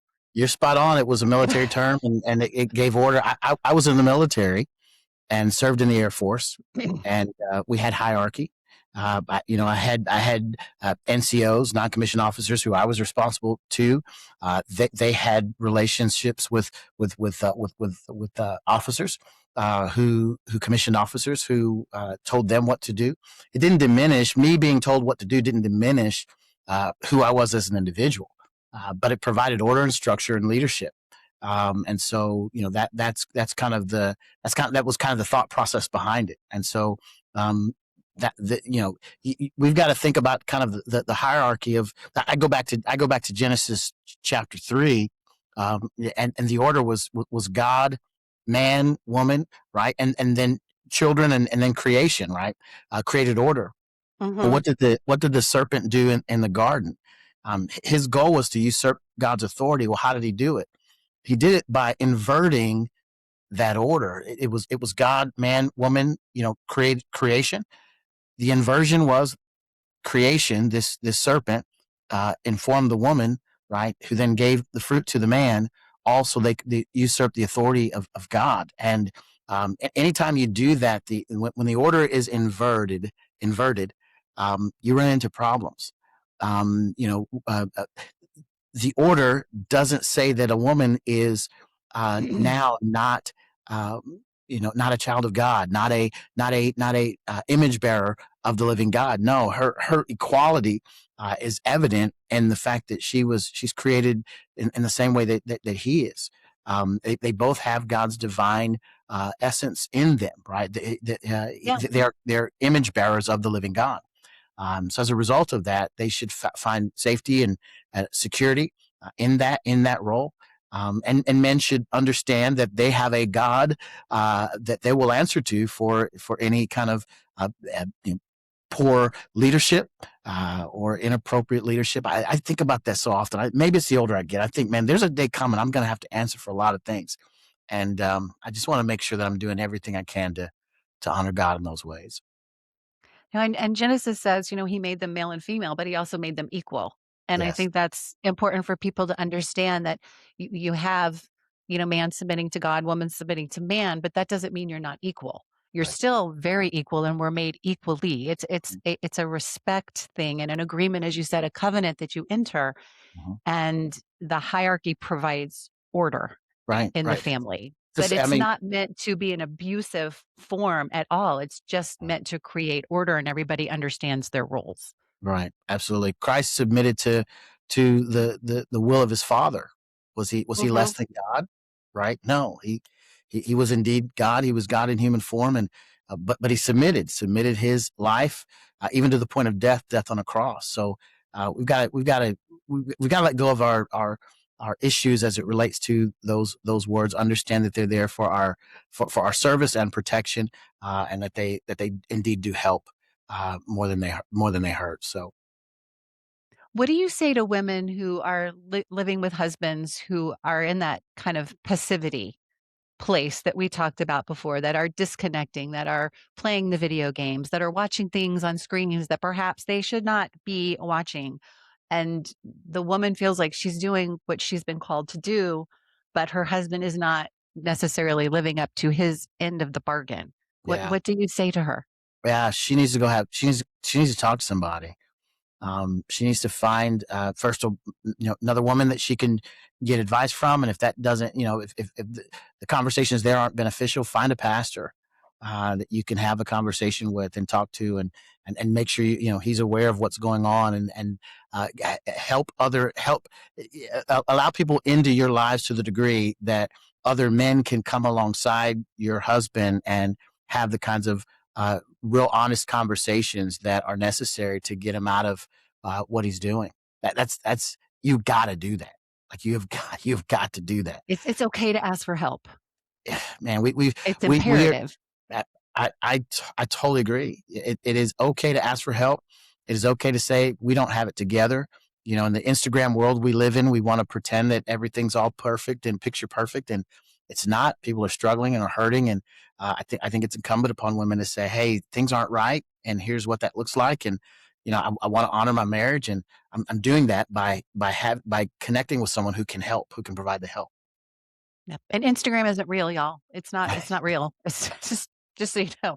I know a lot of people who post on Instagram, and I know their real lives, and I know what is Yes. put out there, and it's not real. Some Yep. of it is, but some of my friends, mwah, love you. You're real on Instagram, but Yep. so many people are not real on Instagram. Yeah. So Yeah. holding yourself to an impossible fake standard Yeah. makes no sense. I do post on Instagram for this podcast, so I'll post clips of this, Uh-huh. but I am in and out. I don't spend any time there. Yeah. Maybe I should. I would understand it a little better. Maybe I'd Yeah. get more viewers. I don't know. But I just don't spend time on social media because it's just not real. I'd rather Mhm. talk to people like you Oh, you're kind. than hang on social media. You're very kind. I use it. I see it as a tool to be used in the ways that you just stated. To get information out, to be a resource to help people and to point people to Christ, and not definitely not to look at me, look at Christ, and follow me as I follow Christ. That's probably the extent of it. But no, I totally get it. There's all kinds of studies that could tell you why you shouldn't, indulge in and overly utilize social media and the kind of deformation that takes place in the minds of individuals who do Mhm. that. So, Yep, human connection. I'm a big believer in human connection. Now, on the opposite end of that, for the woman she's got a husband who's doing all the things. uh-huh, He is spiritually available. He is leading the household in an honorable way. Everything is ticking along great on the husband side of things. But when she hears that word submission, she uh-huh. goes, "Brrr," just a little prickle up her spine. Mm, What do you say to her? repent.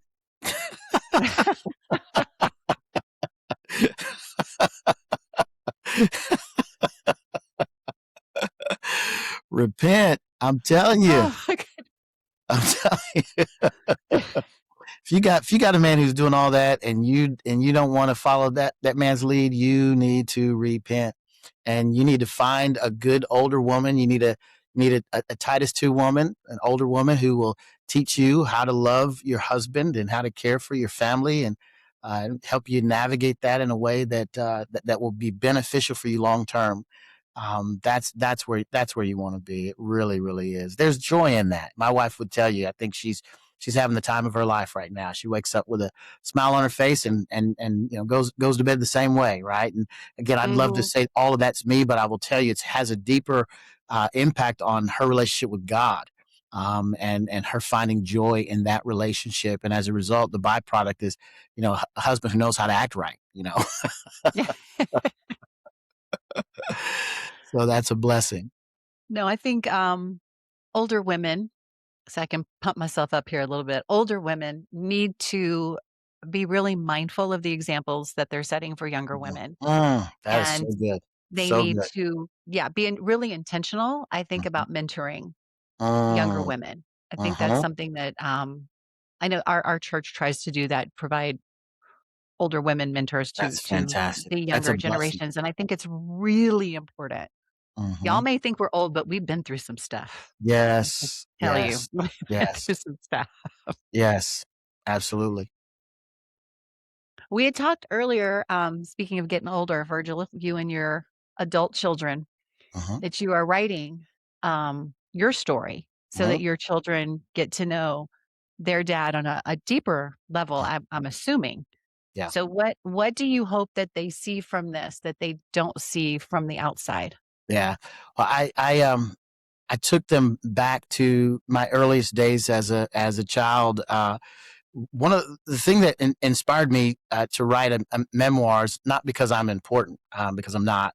It really has more to do with leaving a legacy for my kids. We think about legacy from a standpoint of, how many buildings can I have with my name attached to it, or how much money. Exactly zero. Right. Exactly zero.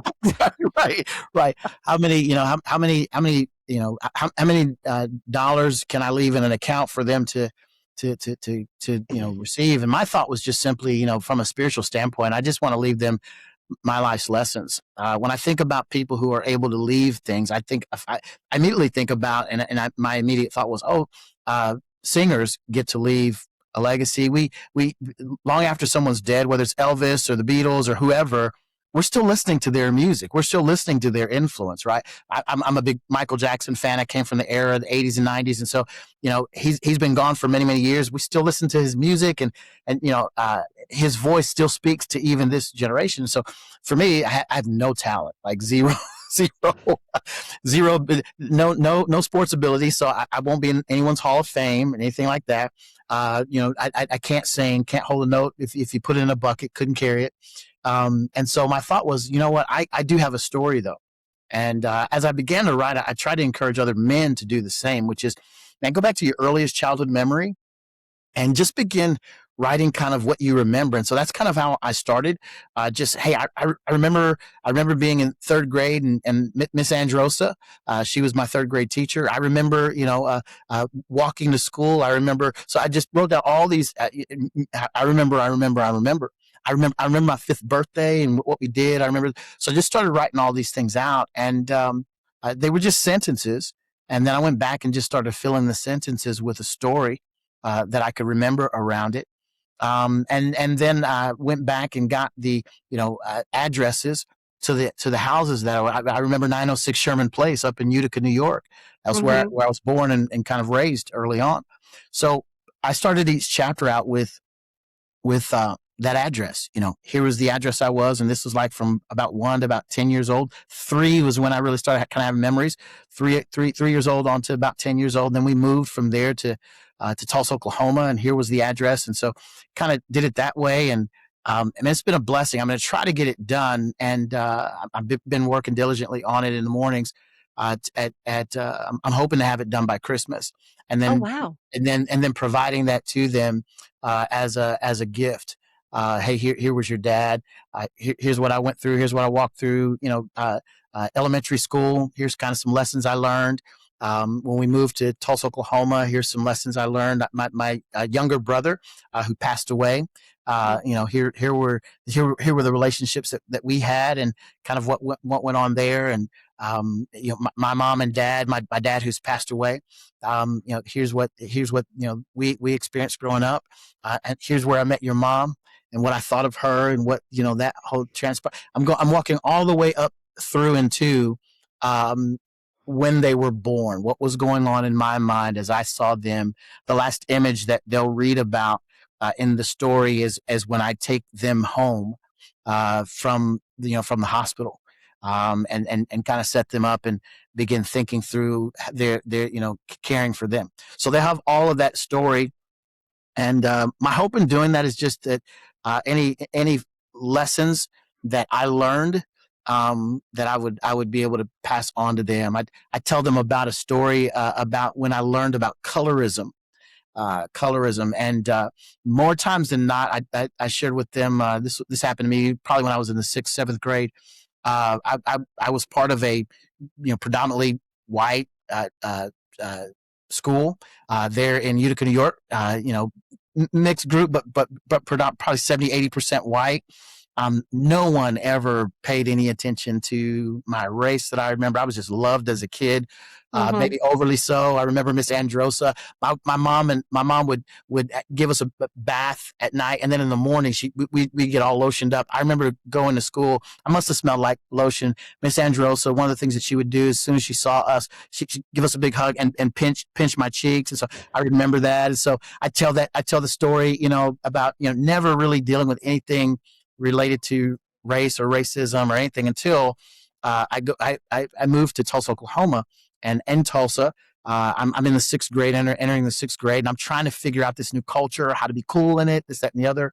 And I learned very quickly that there was a difference between how the light-skinned blacks were treated to the dark-skinned blacks, and this was a predominantly black school. This was now, so I was in culture shock because here I was at this 70% white school. Nobody cared about color or race. I'm in this 80% black school. You were kind of divided by shade of skin. The girls in particular, the lighter you were, the more attention you got. The darker you were, the less attention you got. I never really cared about that, so I made friends with all kinds of people, and it's just an interesting dynamic. And so I share some lessons about that in my time, and why it's important for them not to get caught up in color and skin color, and how insignificant it actually is. So I spent time writing that, lot of life lessons, all of my mess ups. So it's not a book of any heroism on my part, but a lot of craziness. And then, like I said, my brother, who passed away early on, about 10 years ago, he died of complications due to AIDS.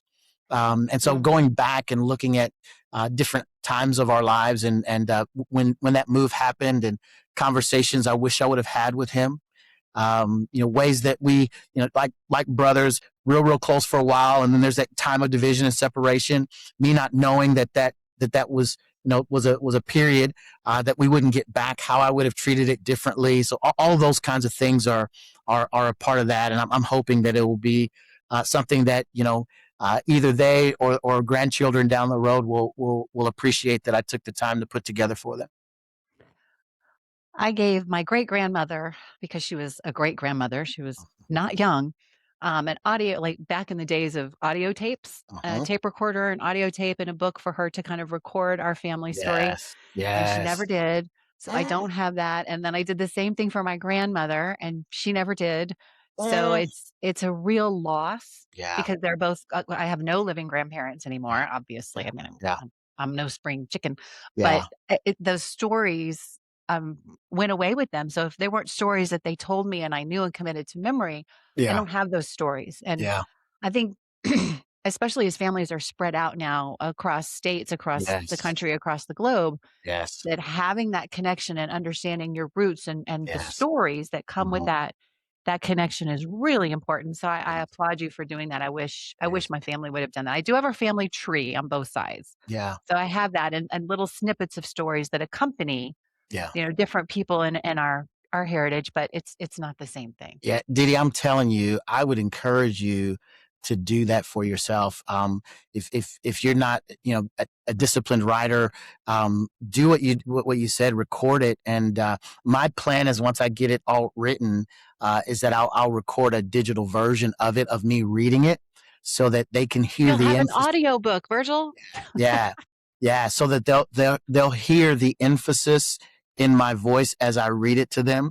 And even as different thoughts come in my mind while I'm reading it, I'll add that to it. I want them to have that. Your life is important.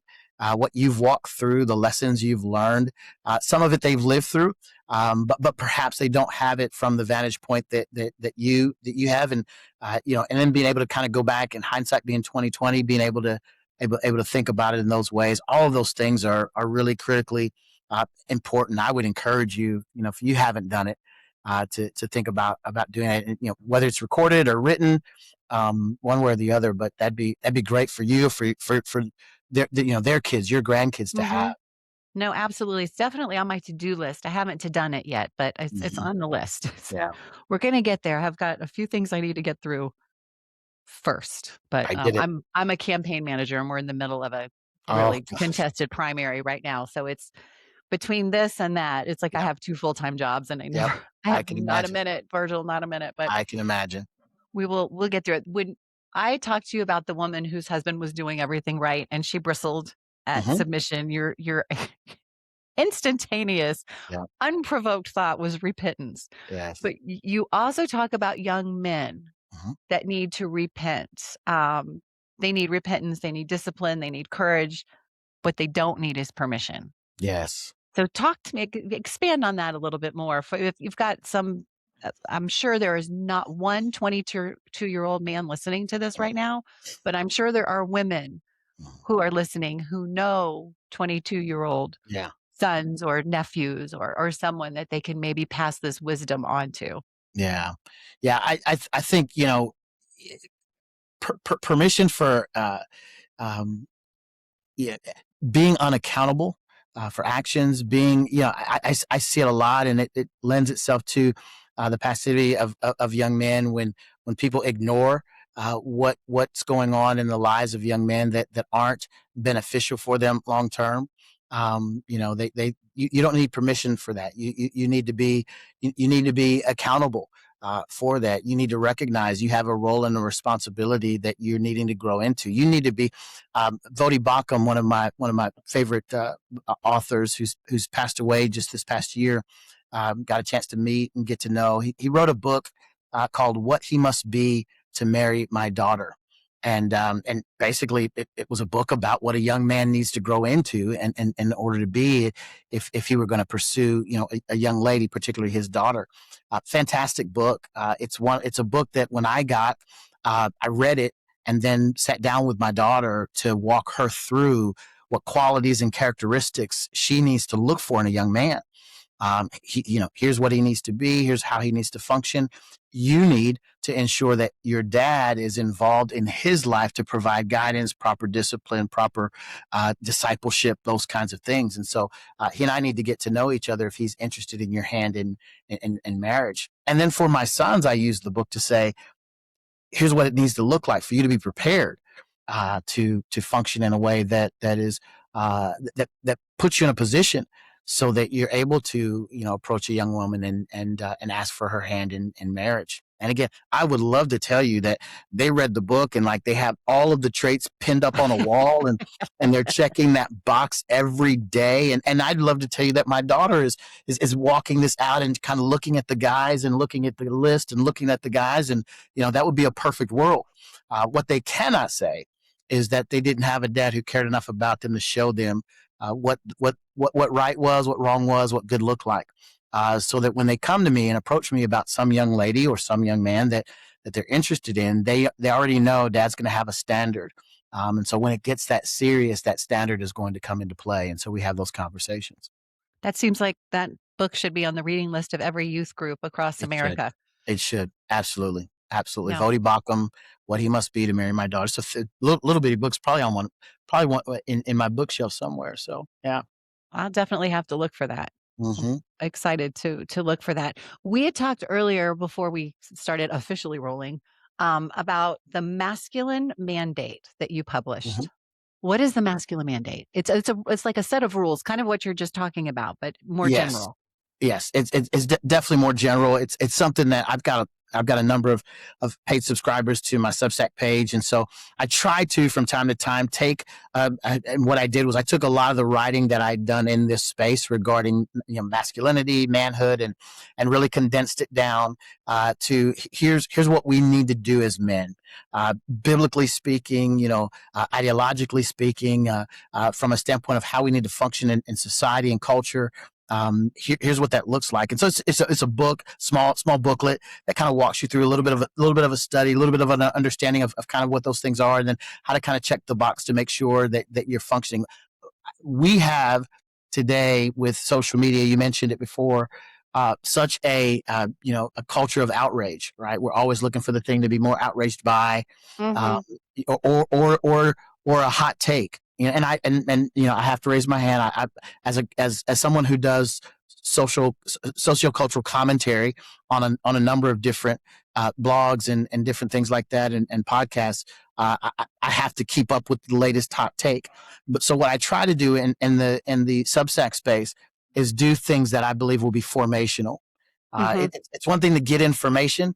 It's another thing to be outraged by it, and then more deeply, it's different being transformed. And so what I did with that, I've done with, a book called Forged, a little booklet called Forged. I've got a little booklet called The Householder. And what I've done is I usually take folks, I'll put together a piece based upon my writings. And then those who are my paid subscribers, I literally go through the content with them. So with Householder, couples who are kind of where we are in our stage of life, trying to plan for their future, I actually had every week on Mondays, the group would come on a Zoom call, and I would bring an expert in. I wasn't the expert. I would bring an expert in, and they would talk about, how to set up wills and trusts, how to set up your insurance, how to set up your finances. And the same with each of these little tools. I'll take the first part of the week and walk men through the whatever the resource is that I've put together to help them navigate that. That sounds like a must read too. I'll have to check that one, check that one out. Yeah. It's funny because that kind of selective outrage, those hot takes, that's one of the reasons I started this podcast, because I see so many people getting so angry and worked up about things that are totally beyond their control and drawing really definitive lines. You can't Yeah. be my friend because you're on Yes. this side and I'm on Oh, that yes. side, where we're really mostly on the same side. Uh-huh. But we've allowed, whomever to dictate sides, and then we willingly choose them, thinking Yes. that the other is the enemy. And so I thought That that is so, by, Dee Dee, that is so good. That is so good. thank you. Uh-huh. My hope was by opening a platform and bringing all different kinds of people together, that you could see some common thread. You could see the humanity in that person, regardless of the letter that follows their last name or the ideology Uh-huh. that they consciously are pursuing, and saying, Yeah. oh, we actually have more in common than I thought. Yes. And I've had people from the left on here. I've had people from the right on here. I've had people right down the center on here. Mhm. And I have loved every single person Oh, that's that great. has sat either across from me in a chair or across from me in a screen. Yeah. And it's for me, it's been a lovely experiment. That's great. But That's just great. because we can find, people who have completely opposite ideological beliefs Uh-huh. than I, will sit down and we'll talk for 2 hours Yeah. and have the best time. Yeah. Yeah. So That's just, I mean, you're putting your finger on the pulse of what's important, which is a connection with humanity, with all that's out there, with the hot takes on social media, with AI, and I was reading an article. I was researching for an article that I was writing about AI, and they're talking about men who are deciding not to get married, but they're having relationships with AI bots, and are interacting, and it's not, at least what I read, it wasn't sexual. It's just, this person understands me, this person gets me, and all that Mhm. says is that they've been unable to have a real relationship, an accountable relationship with a human being, and instead they prefer some bot that simply affirms whatever it is they're dishing out. And so that's a problem. And so to hear you say, hey, I've decided to create a space where I'm having real conversations with real people. We're relating to one another, and we're recognizing, regardless of the point of view that we've come from, we're recognizing our mutual humanity, and we are identifying with that and lifting that up above anything else that separates us. That's going to be a rare find anymore. Like that will be the most valuable space and place that people want to find and connect with, because every other space is disconnection. Though we think we're more connected because we are electronically, we're actually disconnected because there's no humanity as we engage those tools. No, and that's what I've seen. I've seen a loss of humanity. I've seen a loss of relationships, a loss of connection. And you talking about the men dating the bots, there are women doing the same thing. They're finding connection with artificial intelligence, which is hello, artificial. It isn't real, and it is programmed to affirm and complement and do all of those things unless you give it a very specific directive not to. Yes. Then it's never going to be honest with you. It's going to be whatever you tell it to be. Yes. And that's relationship has to have conflict. It has to have contrast in order to grow. Nothing grows without conflict or contrast. Dee Dee, that's huge. Like you could take that as a title of a blog article and go to work. That's for sure. No doubt. Maybe I will. I'll talk to my AI about it. No, I'm just kidding. Yep. See what he has to say. It's great. But this podcast, it is more than one way to live a principled life. So when you hear that phrase, and I ask every single person who sits with me, what does that mean to you, Virgil, living a principled life? Yeah, well, for me, it's anchored in Scripture. It's anchored in the truth of God's word. That's the North Star for me. And I think from a standpoint of how we live that out, it's going to look different. We talked about submission. Submission in my household for my wife is going to look different than someone else's wife and situation, and it's going to look different from that person to that person to that person. Ultimately, it's anchored in a desire to want the best for someone else above yourself. But how that looks and is played out, the application of those things may look different. So we live principled. We've decided where we're going to plant our 2 feet. Right. Hopefully, it's not firmly planted in midair.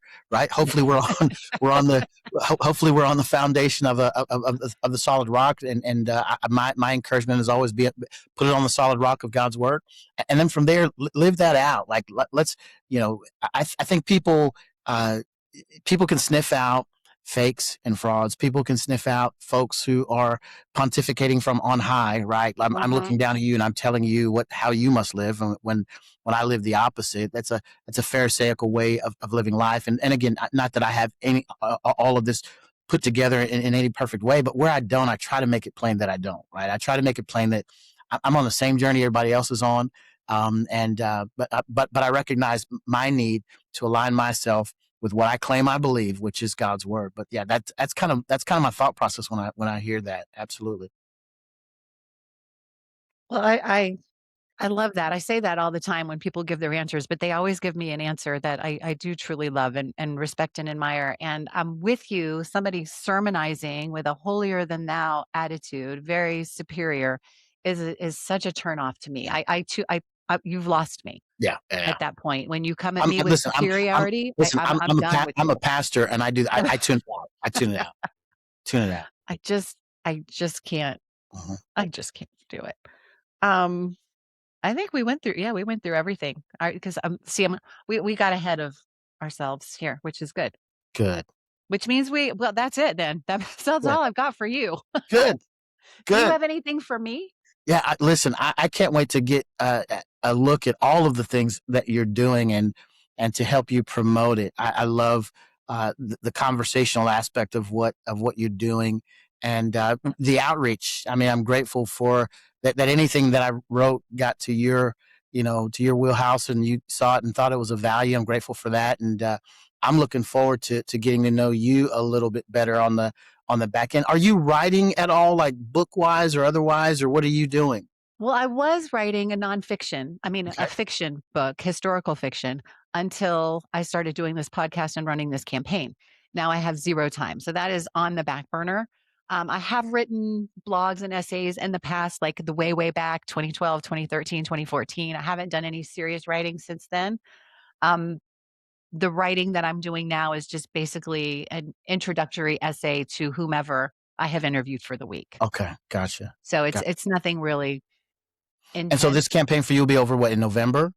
The campaign will be over in November. The primary is June 30th. Okay. So that Um, is assuming, and I do believe we will win this primary, that we will win the primary and go on to the general election. But Gotcha. the hardest part is right now. It's really horrible to have infighting within parties, and we've got an antagonistic opponent, which is a shame. So it's been quite a ride. Yeah. But that will be over in 2.5 short weeks. Wow. So Good for you. really, really glad about that. But we've got a lot of work to do. And what's today? The 9th. So yeah, we have 21 days. Yeah. Exactly And then 21 days. outside of the campaigning, is there any other work that you do? Just as for now, I was a head of school at a middle school here in town, a charter school. So I've been in education a lot of my career, most of my career, professional career. But I say that not having much of a professional career because I stayed home and raised kids. Yeah. So I was home raising children most of my working years. I worked a little bit before then, and then I had babies and I stayed home with babies, and then I went back to work. And when I went back to work, I went into teaching and just kind of moved up the ladder from there. But I Yeah. love education. I love teaching, but it again, Colorado is difficult. Colorado is a very, very difficult place. So I'm really happy not having a boss other than myself right now. And my candidate, she's my real boss. But you know, That's but great. yeah, that's what I'm doing. That's fantastic. And you said you got kids who are close by, about an I do hour have away. 2 daughters in Denver. Yeah. That's fantastic. Yeah. That's They're fantastic. no grandchildren yet. Virgil, no. Okay. And I am so ready. And that Yeah. oldest one needs to get moving because she's not Yes. getting any younger. I got you. And no for you right now, no dating, nothing like that you're engaged in at all. I just ended an 11-year relationship of about a month ago. Okay. And he's a dear man and I love him very much. It's nothing ugly, antagonistic or anything like that. It just one of those things where we were just not equally yoked. Gotcha. And That's it was very hard, yeah. not having that partner who would go to church with you or go to life group with you or wanted to live the same life. And he loves me very much. I love him very much, but it just Didn't work. wasn't working. Yeah. And the ex-husband, that's a different person, correct? That's a whole different person. Okay. And so nothing, is he with someone else now, or? He is. He's been married for many, many years. They adopted a little boy out of Ukraine. Wow. So yeah, so he's got a whole mother family and she's lovely. I like her a lot. We get along very well. I get along with his family very well. Everybody gets along in my world. We just don't stay married.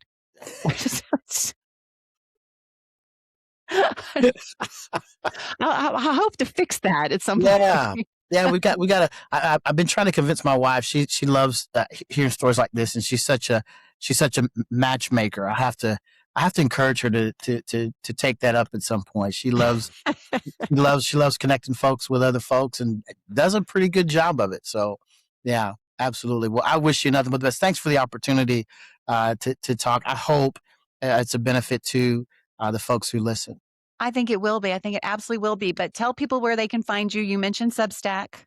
Yeah, I'm easy to find. I'm on all the social media platforms. X, you can find me at Virgil. I think it's Virgil Walker. You can find me on where am I? Facebook.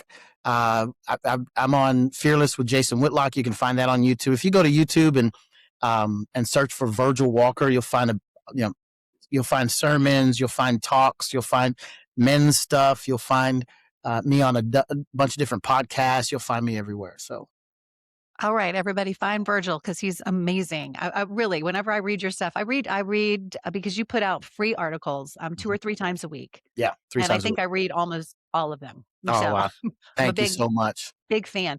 But don't click off yet because it's going to take a minute to Yeah, upload this when I stop absolutely. it. So stay there. But let's Absolutely. wave and smile pretty to the camera and say goodbye to everybody. Bye, everybody. Thanks so Bye-bye. much.